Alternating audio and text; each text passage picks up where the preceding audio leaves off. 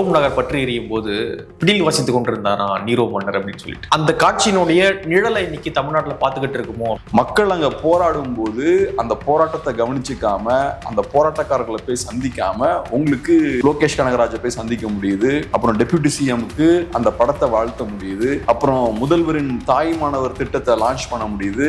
அதுக்கு ரேஷன் பொருட்களை நீங்களே நேரா கொண்டு போய் முதியவர்கள் கிட்ட கொடுக்குறீங்க. சினிமாக்கு ப்ரொமோஷனுக்குலாம் டைம் இருக்கு, பட் 13 நாட்கள் வெயிலையும் மழையிலையும் நின்று போராடிட்டு இருக்காங்க. அவங்கள போய் பார்க்க முடியல. பார்க்கும்போது நமக்கு பரிதாபமா இருக்குது பாக்குறதுக்கே. அந்த மக்களை வலுக்கட்டாயமா வண்டியில ஏத்திட்டு போறீங்க, அடிக்கிறாங்க. சோ நீங்க ஒன்றும் பெரிய அவங்க எல்லாம் குற்றவாளிகள் இல்ல. இந்த மக்களை இவங்க எப்படி ஒரு கார்னருக்கு புஷ் பண்ணும்போது அவங்க வெடிக்கிறாங்களோ அதே மாதிரி இது மற்ற மக்களுக்கும் நடக்கும். இன்னைக்கு நிறைய பேர் அதிருப்தியில இருக்காங்க. நம்ம பவர்ஃபுல்லா இருக்கோம், யார் என்ன பண்ண முடியும்? மீடியா நம்ம கண்ட்ரோல்ல இருக்கு, நம்ம பேசுறதான் டிவியில வரும். இப்பயும் பாருங்க, மீடியால இது வரைக்கும் டிஸ்கஸ் பண்ணல. ஒரு காலத்துல ஒடுக்கப்பட்ட மக்கள் ஒரு தெருக்குள்ள போக முடியாது, ஊருக்குள்ள போக முடியாது, அவங்க தொட்டாத்திட்டு இன்னைக்கு அவங்களோட நியூஸை நீங்க மீடியால கவர் பண்ண மாட்டேங்கிறீங்கன்னா இது நவீன தீண்டாமை தான். அதுவும் பாருங்க, நைட் அரெஸ்ட் பண்றாங்க எல்லாரையும். நியூஸா மாறிடக்கூடாதுன்னு தானே அவன் நைட் பண்றான். நைட் பண்ணும்போது பிரிண்ட்ல நியூஸ் ஆகாது. சோ நீங்க டேமேஜ் கண்ட்ரோலுக்காக நைட் பண்றீங்க. சமூக நீதியை நீங்க அடிச்சு கொலை பண்ணிட்டீங்க. நீங்க இது மிகப்பெரிய ஒரு வரலாற்று பிழை. கண்டிப்பா இதுக்கு நீங்க பெரிய ஒரு விலை கொடுக்க வேண்டியது இருக்கும். இவங்க எந்த சித்தாந்தத்துக்கும் உண்மையா இல்ல. நீங்க பெரியாரியம் பேசுறீங்க, பெரியாருக்கும் நீங்க உண்மையா இல்ல. அம்பேத்கரியம் பேசுறீங்க, அம்பேத்கருக்கும் உண்மையா இல்ல. மார்க்சியம் பேசுறீங்க, தொழிலாளர்களை ஒடுக்குறீங்க. ஆனா எல்லா சித்தாந்தங்களையும் எடுத்து உங்க பாக்கெட்ல போட்டுக்கிறது. கவின் இஷ்யூல கிரிமினல் சைலன்ஸ், எல்லாருமே அமைதியா இருக்காங்க. விஜய் பேசல, மற்ற எந்த நடிகர்களும் பேசல. அப்ப விஜய் எப்படி பிஹேவ் பண்றாங்க? நடிகரா, பொலிட்டிஷியனா இல்ல, நடிகரா பிஹேவ் பண்றாங்க. இப்பயும் பாருங்க, இந்த இஷ்யூவா நடக்குது, இவங்க எவனுமே வாய் திறக்க மாட்டேங்கிறாங்க. இது காட்டக்கூடிய விஷயம் என்னன்னா,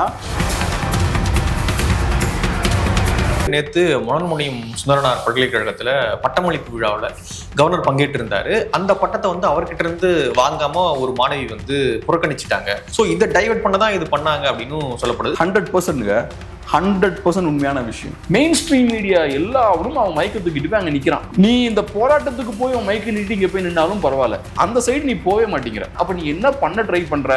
எனக்கு இதை ஹேண்டில் பண்ண முடியல, புதுசா எனக்கு வசதியான ஒரு இஷ்யூவை நான் சூஸ் பண்ணுவேன். இந்த இஷ்யூ ஃபேமஸ் ஆயிடுச்சுன்னா அதுக்கப்புறம் நம்ம மீடியாவை கையிலேயே பிடிக்க முடியாது. 4 பேரை கூப்பிட்டு உட்கார வச்சு அவமானப்படுத்தப்பட்ட கவர்னர், தைரியமாக நின்ன பெண்ணின் நெத்தியடி பேச்சு, ஆச்சா புச்சா நீங்க பேசிட்டு இருப்பீங்க. தனலட்சுமி சீனிவாசன் அப்படின்ற மருத்துவமனையில கிட்னி திருட்டானது நடக்குது அப்படின்ற விஷயமானது போயிட்டு இருந்தது. இந்த சூழல்ல சம்பந்தப்பட்ட அந்த தனலட்சுமி சீனிவாசனுடைய மகன், எம்எல்ஏ மனுஷனோட எம்எல்ஏ, அவரு நேத்து ஒரு இடத்துல கேஷுவலா பேசுற தந்தையாருடைய கார் மதிப்பு கிட்டத்தட்ட 7-7.5 கோடி ரூபாய். எம்எல்ஏ நீங்க அம்பானி அதானி தான், நீங்க எம்எல்ஏ. ஆனா நீங்க ரோல்ஸ் ராய்ஸ் காரை பத்தி கூச்சு நாசமே எல்லாம் பேசுறீங்க. மக்கள் என்ன யோசிப்பாங்க? உனக்கு எங்கடா 14 கோடி ரூபாய் எங்க இருந்து தானே யோசிப்பாங்க. கேமரா என்ன நோக்கி இருக்கணும் கண்டுக்க மாட்டேன். அண்ணாமலை மட்டும் அந்த இஷ்யூவை பேசியிருக்காரு. பொலிட்டிஷியன்ஸ் கையில ஏன் இவ்வளவு பவர் இருக்கு? பொலிட்டிஷியன்ஸ் கையில ஏன் இவ்வளவு பணம் இருக்கு? அண்ணாமலை அவர்கள் புது கட்சி தொடங்க போறாரு அப்படின்ற ஒரு விஷயமே பேசப்படுது.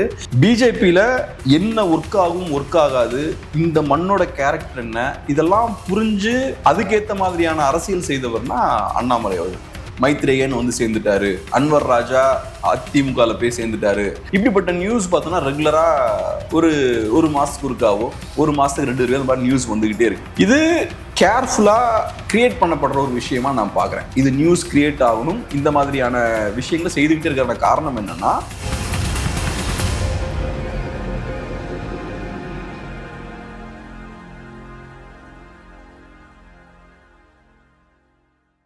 தமிழ் தடம் நேயர்களுக்கு வணக்கம். நம்மோடு உரையாட ஊடகவியலாளர் திரு கேப்ரியல் இணைந்திருக்காங்க. அவங்க பேசலாம். வணக்கம். வணக்கம். ஒரு ஃபேமஸான ஒரு கோட் ஒன்று சொல்லுவாங்க, ரோம் நகர் பற்றி எரியும் போது பிடியில் வசித்துக் கொண்டிருந்தாரா நீரோ மன்னர் அப்படின்னு சொல்லிட்டு. நம்ம ரோமையும் பார்த்ததில்ல, நீரோ மன்னரையும் பார்த்ததில்ல. அந்த காட்சியினுடைய நிழலை இன்னைக்கு தமிழ்நாட்டில் பார்த்துக்கிட்டு இருக்குமோ அப்படின்ற ஒரு பார்வை தான் எனக்கு இருக்கு. 13 நாளா தூய்மை பணியாளர்கள் அந்த ரிப்பன் மாளிகைக்கு எதிராக ஆர்ப்பாட்டத்தில் ஈடுபட்டு இருந்தாங்க.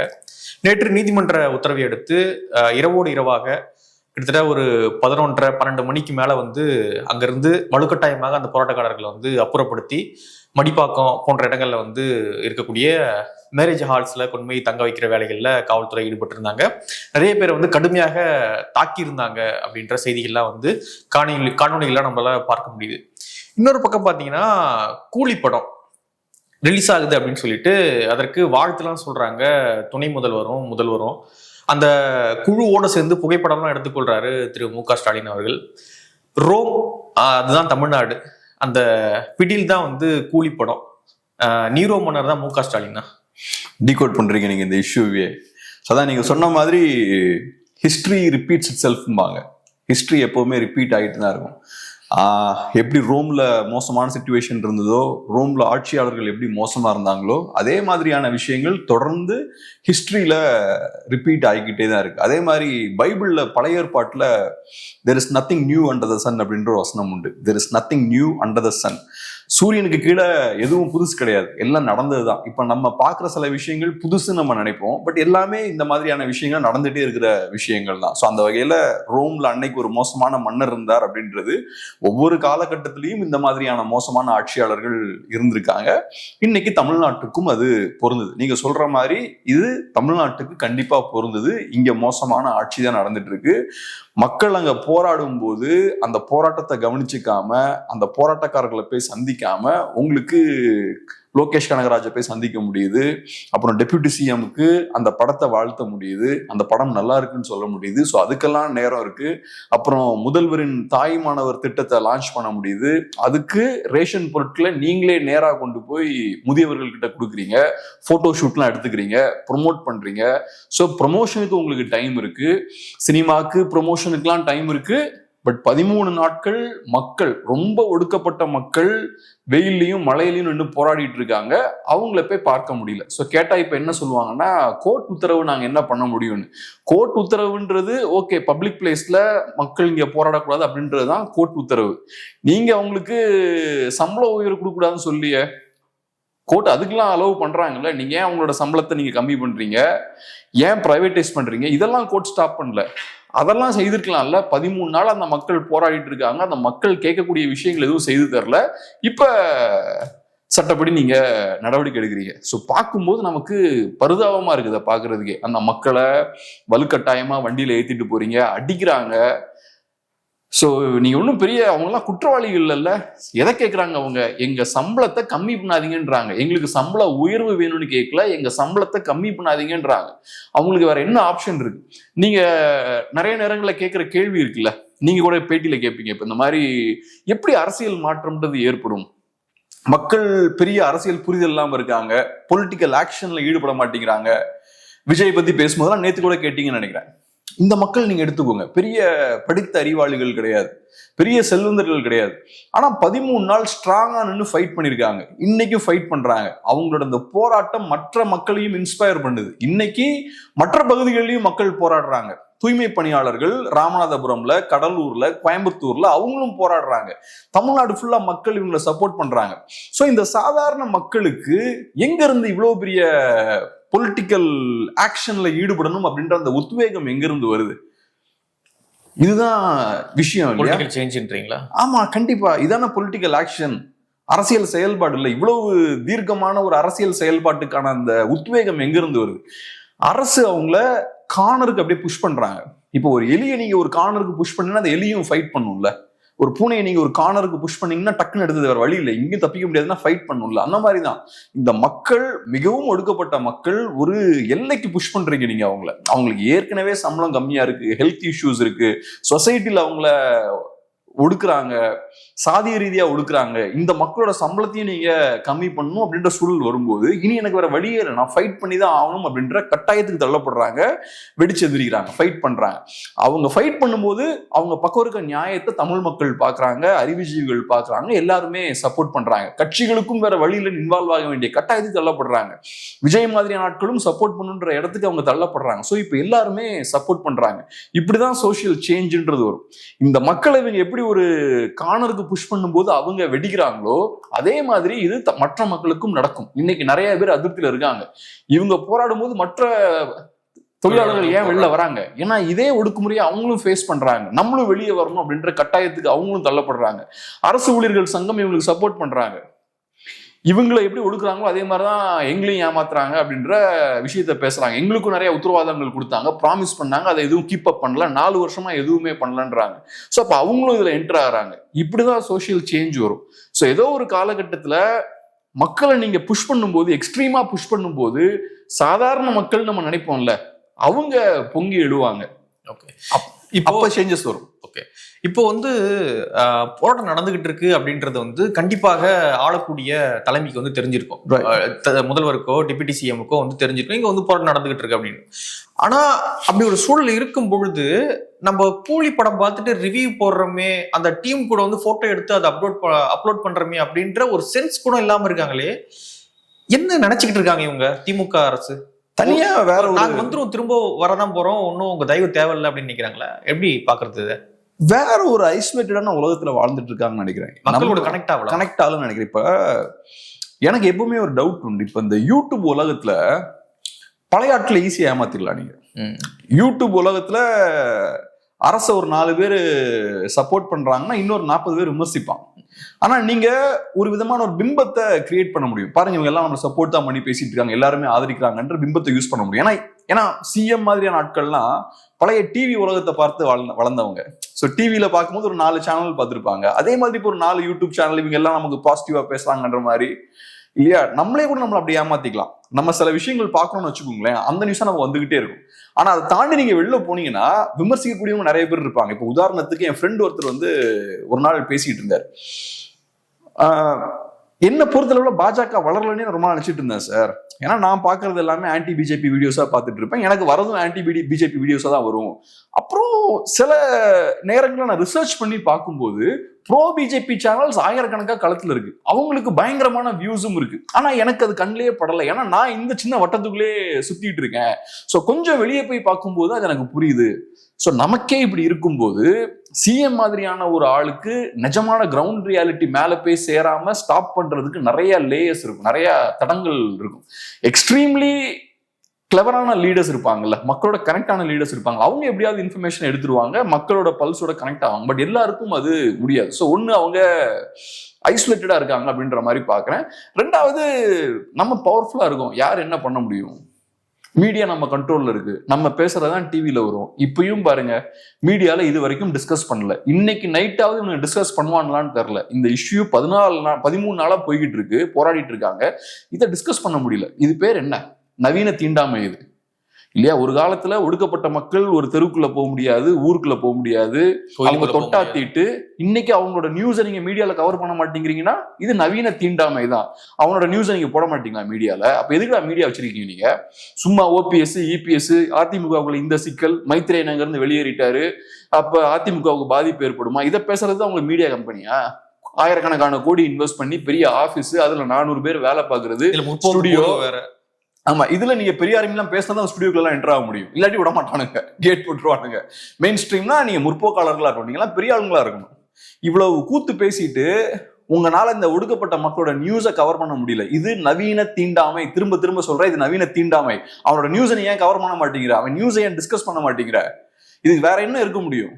சோ இப்படிப்பட்ட ஒரு சூழல் இருக்கு. இன்னைக்கு நைட் எடுப்பாங்களான்னு கூட தெரியல. இந்த மக்களை இன்னைக்கு அப்புறப்படுத்திருக்காங்க, ஃபோர்ஸிபிளா அப்புறப்படுத்திருக்காங்க, அடிச்சு உதச்சு வண்டியில ஏத்துறாங்க. இதை கூட இவங்க பேசுவாங்களான்னு தெரியல. சோ இப்படிப்பட்ட ஒரு சூழல் இருக்கும்போது ஆட்சியாளர்களுக்கு தைரியம், நம்மள மீறி ஒரு நியூஸ் வெளில போயிடாது. அதுவும் பாருங்க, நைட் அரெஸ்ட் பண்றாங்க எல்லாரையும். நியூஸா மாறிடக்கூடாதுன்னு தானே அவன் நைட் பண்றான். நைட் பண்ணும்போது பிரிண்ட்ல நியூஸ் ஆகாது, டிவியில போட்டாலுமே கூட ஒரு நியூஸா தான் போகும், மக்கள் தூங்கிடுவாங்க. நைட் யார் இருப்பாங்க? சோ நீங்க டேமேஜ் கண்ட்ரோலுக்காக நைட் பண்றீங்க. சோ இந்த மாதிரி அப்ரோச் இருக்கு பாருங்க, எவ்வளவு மோசமான ஒரு அப்ரோச்சா இருக்கு. சோ இதெல்லாம் நமக்கு பண்ண முடியும். நம்மளால மீடியாவை கண்ட்ரோல் பண்ண முடியும், நரேட்டிவை கண்ட்ரோல் பண்ண முடியும், யாரும் நம்மளை எதிர்த்து கேள்வி கேட்க மாட்டாங்க அப்படின்ற ஒரு தைரியமும் அவங்களுக்கு இருக்கு. சோ அந்த தைரியமும் இருக்கும்போது ரைட்டு, ரோம் நகரம் பத்தி எரியும் போது ஏன் ஃபிடில் வாசிக்க கூடாது? அந்த நீரோ கூட தெரியாம ஃபிடில் வாசிச்சிருக்கலாம். இவங்க நான் வாசிப்பேன், யார் என்ன பண்ண முடியும் என்ன அப்படின்ற ஒரு அரகன்ஸ் கூட இருக்கலாம். ஓகே, இப்போ நம்ம இது 2 வகையிலையும் பார்க்கலாம். ஒண்ணு வந்து திமுக கவர்மெண்ட், இன்னொன்னு திமுக கட்சி. ரைட். ஒண்ணு, இந்த போராட்டம் வந்து ஆரம்பிக்கும் பொழுதே ஒரு கவர்மெண்ட் பார்வையிலிருந்து பாக்குறோம். நம்ம திமுக இந்த போராட்டம் வந்து ஆரம்பிக்குதுன்னு வச்சுங்களேன், ஒரு 2 நாள் நடந்துட்டு இருக்கு அப்படின்னும் பொழுது உளவுத்துறைக்கு போயிருக்கோம். இது வந்து என்ன வீரியத்தில் நடந்துகிட்டு இருக்கு, இது வந்து எவ்வளவு நாள் நீடிக்கும் அப்படின்ற விஷயம்லாம் உடனடியாக உளவுத்துறை வந்து கவனிச்சிருக்கணும். கவனிச்சு காவல்துறைக்கு சொல்லியிருக்கணும், சம்பந்தப்பட்ட அமைச்சருக்கு சொல்லியிருக்கணும், முதலமைச்சர்கிட்ட போயிருக்கணும். போய் இந்த மக்களுடைய கோரிக்கை நிறைவேற்றுறீங்களோ இல்லையோ, உடனடியாக நீ 2 நாள்ல இந்த மக்களை வந்து அங்க இருந்து அப்புறப்படுத்திருந்தீங்கன்னா இவ்வளவு பெரிய நியூஸ் கிடையாது. டக்குன்னு ஒரு கவர்மெண்ட் பார்வையில நான் சொல்றேன், அந்த உளவுத்துறை பார்வையும் கவர்மெண்ட் பார்வையில இருந்துமே நீங்க தோல்வி அடைஞ்சிருக்கீங்க. ஏன்னா வந்து 13 நாள் இந்த போராட்டத்தை வந்து நீங்க அலோவ் பண்ணிருக்கீங்க. இதனுடைய வீரியம் என்ன, இந்த மக்கள் எவ்வளவு தூரம் போவாங்க அப்படின்றதான் நீங்க ஜட்ஜ் பண்ணாம உளவுத்துறை வந்து தோல்வி அடைஞ்சிருக்கு ஒரு கவர்மெண்ட் பார்வையில இருந்து நான் பாக்குறேன். இன்னொன்னு திமுகவுடைய அந்த சமூக நீதி பார்வையில இருந்து பார்க்கணும். சரி, 13 நாள் மக்கள் போராடிட்டான், குழந்தை குட்டி வீடு வாசல் எல்லாத்தையும் விட்டுட்டு 13 நாள் 90% பெண்கள் தாங்க. அதுவும் கணவனால் கைவிடப்பட்ட பெண்கள், நோய்வாய்ப்பட்ட பெண்கள், வயதான பெண்கள், இப்படிதான் வந்து போராடிட்டு இருக்காங்க. சோ சமூக நீதி பார்வை திமுகவுடைய அந்த சமூக நீதி பார்வையில நம்ம பார்த்தாலுமே வந்து அந்த மக்களுடைய கோரிக்கை நிறைவேற்றாம அந்த மக்களை அடிச்சு திறத்திருக்கீங்க. சோ கவர்மெண்டாவும் நீங்க தோத்து போயிருக்கீங்க, உங்களுடைய சித்தாந்தமாவும் நீங்க தோத்து போயிருக்கீங்க. நீங்க எதுக்கு 26ல திரும்ப ஆளணும்னு நினைக்கிறீங்க அப்படின்றது என்னுடைய கேள்வியா இருக்கு. அது மக்கள் தான் முடிவெடுக்கணும். இவங்க பவருக்கு வரணுமா கூடாதான்றத 26ல மக்கள் முடிவெடுப்பாங்க. பட் நீங்க சொன்ன ஒரு விஷயம் இருக்கு இல்லையா, நினைச்சாங்கன்னா ஸ்டார்டிங்லயே அந்த போராட்டத்தை ஒரு முடிவு கொண்டு வந்திருக்கலாம். ஒரு சென்சிபிளான கவர்மெண்டா இருந்தா இதோட சீரியஸ்னஸை ஃபர்ஸ்டே அவங்க சென்ஸ் பண்ணிருப்பாங்க, பண்ணி அதை ஃபர்ஸ்டே ஸ்டாப் பண்ணுவாங்க அப்படின்ற விஷயத்த சொன்னீங்க. ஸோ இதை கூட அவங்களுக்கு சரியா பண்ண முடியல, யதார்த்தத்தோட தொடர்பே இல்லாம இருக்காங்கன்ற பாயிண்ட்டை நான் எப்படி பாக்குறேன்னா, அப்ப அவங்களுக்கு ஒரு சாக்கு போக்கு இல்லை. இப்ப கோர்ட் ஆர்டர் ஒரு சாக்கு போக்கா இருக்கு. ஸோ அந்த கோர்ட் ஆர்டர் கைக்கு வந்த உடனேயும் ரைட் டக்குன்னு அதை யூஸ் பண்ணி கிரஷ் பண்றாங்க. இந்த சாக்கு போக்கு அன்னைக்கு இருந்தா அன்னைக்கே பண்ணிருப்பாங்க. ஸோ கவர்மெண்ட்டை பொறுத்தளவுல அன்னைக்கு கிரவுண்ட்ல இறங்கி அந்த போராட்டத்தை ஒடுக்கி இருந்தாங்கன்னா அது வேற மாதிரியான ரியாக்ஷனை கிளப்பியிருக்கும். ஸோ கோர்ட் பின்னாடி போய் நீங்க ஒளிஞ்சிருக்க முடியாது, ஜுடிஷியரி பின்னாடி போய் ஒளிஞ்சிருக்க முடியாது. பட் இன்னைக்கு அந்த வாய்ப்பு இருக்குனால அதை அவங்க யூஸ் பண்றாங்க. ரெண்டாவது என்ன கேட்டீங்க? ரெண்டாவது சமூக நீதி பார்வை, அதாவது திமுக சித்தாந்த பார்வையிலுமே தொகுத்துட்டாங்க. ஏன்னா அந்த மக்களுடைய கோரிக்கை நிறைவேற்றப்படல, வலுக்கட்டாயமா அடிச்சு தூக்கி போட்டிருக்கீங்க. ஆமா, இது சமூக நீதியை நீங்க அடிச்சு கொலை பண்ணிட்டீங்க. நீங்க, நான் ஒண்ணு சொல்றேன், இது வந்து திமுக செய்த வரலாற்று பிழை. இதுக்கு நீங்க பெரிய ஒரு பிரைஸை நீங்க பே பண்ண வேண்டியிருக்கும். இது மிகப்பெரிய ஒரு வரலாற்று பிழை. கண்டிப்பா இதுக்கு நீங்க பெரிய ஒரு விலை கொடுக்க வேண்டியது இருக்கும். அதுதான் என்னோட பார்வை. சமூக நீதி அது இதுன்னு ஏகப்பட்ட விஷயங்களை பேசிட்டு அந்த மக்களை அவன் என்ன அநியாயமான கோரிக்கை தான் வச்சிருக்கானா, என் சம்பளத்தை குடுறா, அதுவும் 6000 7000 குறையும் பொழுது சிட்டிக்குள்ள எப்படிங்க வாழ முடியும் ஃபேமிலியோட? அவன் ஏற்கனவே நீங்க அந்த 25,000 சம்பளத்தை வந்து உறுதிப்படுத்தியிருந்தாலே அந்த மக்கள் கொஞ்சம் சாஃப்ட் ஆயிருப்பான். பரவாயில்ல, சம்பளமாச்சு வருது, அப்புறம் பண்ணி 2 கோரிக்கையாச்சும் பின்வாங்கியிருப்பாங்கல்ல. நீங்க சம்பளத்தை வந்து ஏத்தியே கொடுக்க மாட்டேன். என்னோட பார்வை என்ன அப்படின்னா, என்னோட கேள்வி என்னன்னா, ஒரு தனியார் நிறுவனத்தை கட்டுப்படுத்த முடியாத ஒரு கவர்மெண்ட் எதுக்கு? தனியார் நிறுவனம் கவர்மெண்ட்டை கட்டுப்படுத்துன்னு காட்டுது. அவன் தான் கண்ட்ரோல் பண்றான். ஒரு கார்ப்பரேட் வந்து அவனை கட்டுப்படுத்துறான். ஒரு ராம்கின்ற ஒரு கம்பெனிங்க, அது கூட வந்து ஒரு பெரிய ஒரு அம்பானி அதானி கம்பெனி கூட கிடையாது, சாதாரண ஏதோ ஒரு கம்பெனி. அது அந்த கம்பெனியை கண்ட்ரோல் பண்ணி 25,000 சம்பளம் கொடுறான் அவனுக்கு, அப்பதான் கான்ட்ராக்ட் அப்படின்னு சொல்ல முடியாத கவர்மெண்ட். நீங்க என்ன பாதி கம்யூனிஸ்ட், நானும் ஸ்டாலின் தானா, என்ன அர்த்தம்? இல்ல, அப்படி சொல்ல முடியாது. ஏன் அப்படி சொல்ல முடியாதுன்னா, இப்ப ராம்கிக்கு ப்ராஃபிட் இருக்குல்ல, இதுல ஒரு கான்ட்ராக்ட் வாங்குறாங்கன்னா ராம்கிக்கு ப்ராஃபிட் இருக்கும், அரசியல்வாதிக்கு ப்ராஃபிட் இருக்குல்ல, அதே மாதிரி மாநகராட்சிக்கும் ப்ராஃபிட் இல்லை. அரசியல்வாதிக்கு எப்படி ப்ராஃபிட் இல்லாம இருக்கும்? இவ்வளவு தூரத்துக்கு பிரச்சனை வரும்போது உட்கார்ந்து டிஃபெண்ட் பண்றாங்க இந்த ஆக்ஷனை, பின்வாங்க மாட்டீங்கன்னா சும்மாவா பண்ணிட்டு இருப்பான்? இவ்வளவு கெட்ட பேர் அரசியல்வாதி சும்மாவா சம்பாதிப்பான்? ஆமா, கண்டிப்பா அரசியல்வாதிக்கும் இதுல ப்ராஃபிட் இருக்கும். எந்த அரசியல்வாதிக்குள்ளலாம் நான் போல, அரசியல்வாதிக்கு ப்ராஃபிட் இருக்கும். அதே மாதிரி அரசுக்கும் இதுல ப்ராஃபிட் இருக்குல்ல. எனக்கு நிறைய செலவாகுது, நானா இந்த வேலையை பார்த்தா எனக்கு நிறைய செலவாகுது. ஸோ நான் பட்ஜெட்டை கம்மி பண்ணணும். அப்ப நான் என்ன பண்றேன்? பிரைவேடைஸ் பண்றேன். ஸோ கவர்மெண்ட்டுக்கு இதுல ப்ராஃபிட் இருக்கு, பொலிட்டீஷியன்ஸுக்கு ப்ராஃபிட் இருக்கு, கார்ப்பரேட்டுக்கும் ப்ராஃபிட் இருக்கு. எல்லாருக்கும் இதுல ப்ராஃபிட் இருக்கும் போது அப்ப யாருக்கு லாஸ் இருக்கும்? இதுல மக்களுக்கு தான், தொழிலாளர்களுக்கு லாஸ் இருக்கும். அப்ப யார் ப்ராஃபிட்னா எங்க இருந்து வரும்? யார் கையில இருந்தா தானே பணம் போகணும். சோ இவனுக்கு 5,000 ரூபாய் 6,000 ரூபாய் லாஸ் வந்தா அது யாரோட ப்ராஃபிட்டா மாறுது? பொலிட்டிஷியனோட ப்ராஃபிட்டா மாறுது, அந்த நிறுவனத்தோட ப்ராஃபிட்டா மாறுது, கவர்மெண்டோட ப்ராஃபிட்டா மாறுது. சோ அதுதான் இங்க சிக்கல். இப்ப என்னன்னா, கவர்மெண்ட் பணம் இல்லாமலாம் இல்ல, உங்களுக்கு 1000 ரூபாய் உரிமை தொகை கொடுக்க பணம் இருக்கு. சோ நிறைய பணம் இருக்கு. நீங்க பணத்தை வேஸ்ட் பண்றீங்க. வேஸ்ட் பண்ற அளவுக்கு உங்களுக்கு பணம் கையில நிறைய இருக்கு. உங்க கையில அவ்வளவு பணம் இருக்கும்போது இங்க இவங்களுக்கு ஏன் உங்களுக்கு சம்பளம் கொடுக்க முடியல? ஏகப்பட்ட சீரியஸான விஷயங்கள்லாம் நீங்க கையில எடுத்து பண்றீங்க. ஸ்கூல்ஸ் நடத்துறீங்க, காலேஜஸ் நடத்துறீங்க, இபி டிபார்ட்மெண்ட்டை நடத்துறீங்க, அதுவும் இல்லாம மதுபானங்களை உற்பத்தி பண்றீங்க. இந்த மாதிரியான சீரியஸான ரொம்ப கஷ்டமான வேலைகள் எல்லாம் உங்களுக்கு பண்ண முடியுது. அதை உற்பத்தி பண்ணி உங்க அவுட்லெட்ஸ்ல நீங்க விற்கிறீங்க. இவ்வளவு தூரத்துக்கு உங்களுக்கு பண்ண முடியுது. இதெல்லாம் பண்ணக்கூடிய உங்களுக்கு ஏன் தூய்மை பணியாளர்களை மேனேஜ் பண்ண முடியல? அவங்கள ஏன் உங்க கண்ட்ரோலுக்கு கீழே வச்சுக்க முடியல? இப்ப இந்த மக்களை பொறுத்தளவுல சாதிய ரீதியா ஒடுக்கப்பட்ட மக்கள், ஸோ சாதி ரீதியாக ஒடுக்கப்பட்டவங்களுக்கு சொசைட்டில வேற நிறைய பிரச்சனைகளும் வரும். அவங்க வேற வேலைக்கு போறதுல நிறைய சிக்கல்கள் இருக்கும், வேற தடங்கல்கள் இருக்கும். அப்ப பிரைவேட் காரன் இன்னும் உங்களை எக்ஸ்ப்ளாய்ட் பண்ணுவான். உனக்கு வேற எங்கேயும் போக முடியாது, என்கிட்ட தான் இருந்தா. கவர்மெண்ட்டும் உங்களுக்கு கை விட்டான், ஏன்னா அடிச்சு தூக்கி போட்டான். ஆமா, அதனால கடைசி புகலிடம் நான் மட்டும்தான். ஆமா, நான் கொடுக்குற சம்பளத்தை தான் நீ வாங்கணும் அப்படின்ற ஒரு இடத்துக்கு அவனை தள்ள முடியும். ஏன்னா அவனால தப்பிச்சு ஈஸியா வெளில போக முடியாது. அவங்க வேற வேலைக்கு போறதுக்கு ஸ்கில்லும் இருக்காது. ரெண்டாவது அவங்களுக்கு சாதிய ரீதியான ஒரு பார்வையும் சொசைட்டிக்கு இருக்கும். ஸோ அங்கேயும் அவங்களுக்கு சிக்கல் இருக்கு. ஸோ அப்ப அவன் சொல்றத கேட்கணும் அப்படின்ற இடத்துக்கு தள்ளப்படுவாங்க. அப்படிப்பட்ட ஒரு சூழலுக்கு நீங்க அந்த மக்களை தள்ளுறீங்க. நீங்க நடத்த வேண்டியதான் அதை உள்ளதுலயே வல்னரபிளான பீப்புளை தான் நீங்க ப்ரொடெக்ட் பண்ணணும். ஆனா நீங்க என்ன பண்றீங்க, உங்களோட முழு ஸ்ட்ரென்த்தை யூஸ் பண்ணி உள்ளதுலயே வல்னரபிளான பீப்புளை ஒடுக்குறீங்க. இது திமுகவோட கேரக்டரை காட்டுது, திமுகவோட குணத்தை காட்டுது. நீங்க சமூக நீதி, பெரியாரியம், மார்க்சியம், லெனினியம், அம்பேத்கரியம், பெரியாரியம், பேரே ஸ்டாலின். ஆமா, அதுவே முதல்ல அபத்தமானது. என்ன பாதி கம்யூனிஸ்ட் அப்படி ஏதாவது இருக்கா? பாதி கம்யூனிஸ்ட் ஏதாவது இருக்கா? மார்க்ஸ் ஏதாவது அப்படி ஒரு தியரி கொண்டு வந்திருக்காரா? பாதி கம்யூனிஸ்ட்னா இவருன்னு டிஃபைன் பண்ணிருக்காங்க. அது என்ன பாதி கம்யூனிஸ்ட்? அப்ப நான் வந்து ஒரு நாள்ல 12 மணி நேரம் சம்பாதிப்பேன், மீதி 12 மணி நேரம் கம்யூனிஸ்டா இருப்பேனா? இது என்ன லாஜிக்? இது பாதி கம்யூனிஸ்டா நமக்கு என்னன்னு புரியல. ரைட், ஓகே, ஏதோ ஒண்ணு அவங்க சொல்றாங்க, இது தோழர்களுக்கு தான் வெளிச்சம், நமக்கு தெரியல. ஸோ இப்படிப்பட்ட தியரிஸ்லாம் டெவலப் பண்ணிட்டு நீங்க என்ன பண்றீங்க, எல்லா இசம்ஸையும் பேசுறீங்க, பேசிட்டு கடைசியில அடிக்கிறீங்க. இதுல என்ன உண்மைனா, இவங்க எந்த சித்தாந்தத்துக்கும் உண்மையா இல்லை. நீங்க பெரியாரியம் பேசுறீங்க, பெரியாருக்கும் நீங்க உண்மையா இல்ல. அம்பேத்கரியம் பேசுறீங்க, அம்பேத்கருக்கும் உண்மையா இல்ல. நேத்து அது ப்ரூவ் ஆயிருக்கு. அம்பேத்கரை தான் நீங்க மதிக்கிற ஆளே கிடையாதுன்றது நேத்து ப்ரூவ் ஆயிருக்கு. மார்க்சியம் பேசுறீங்க, தொழிலாளர்களை ஒடுக்குறீங்க.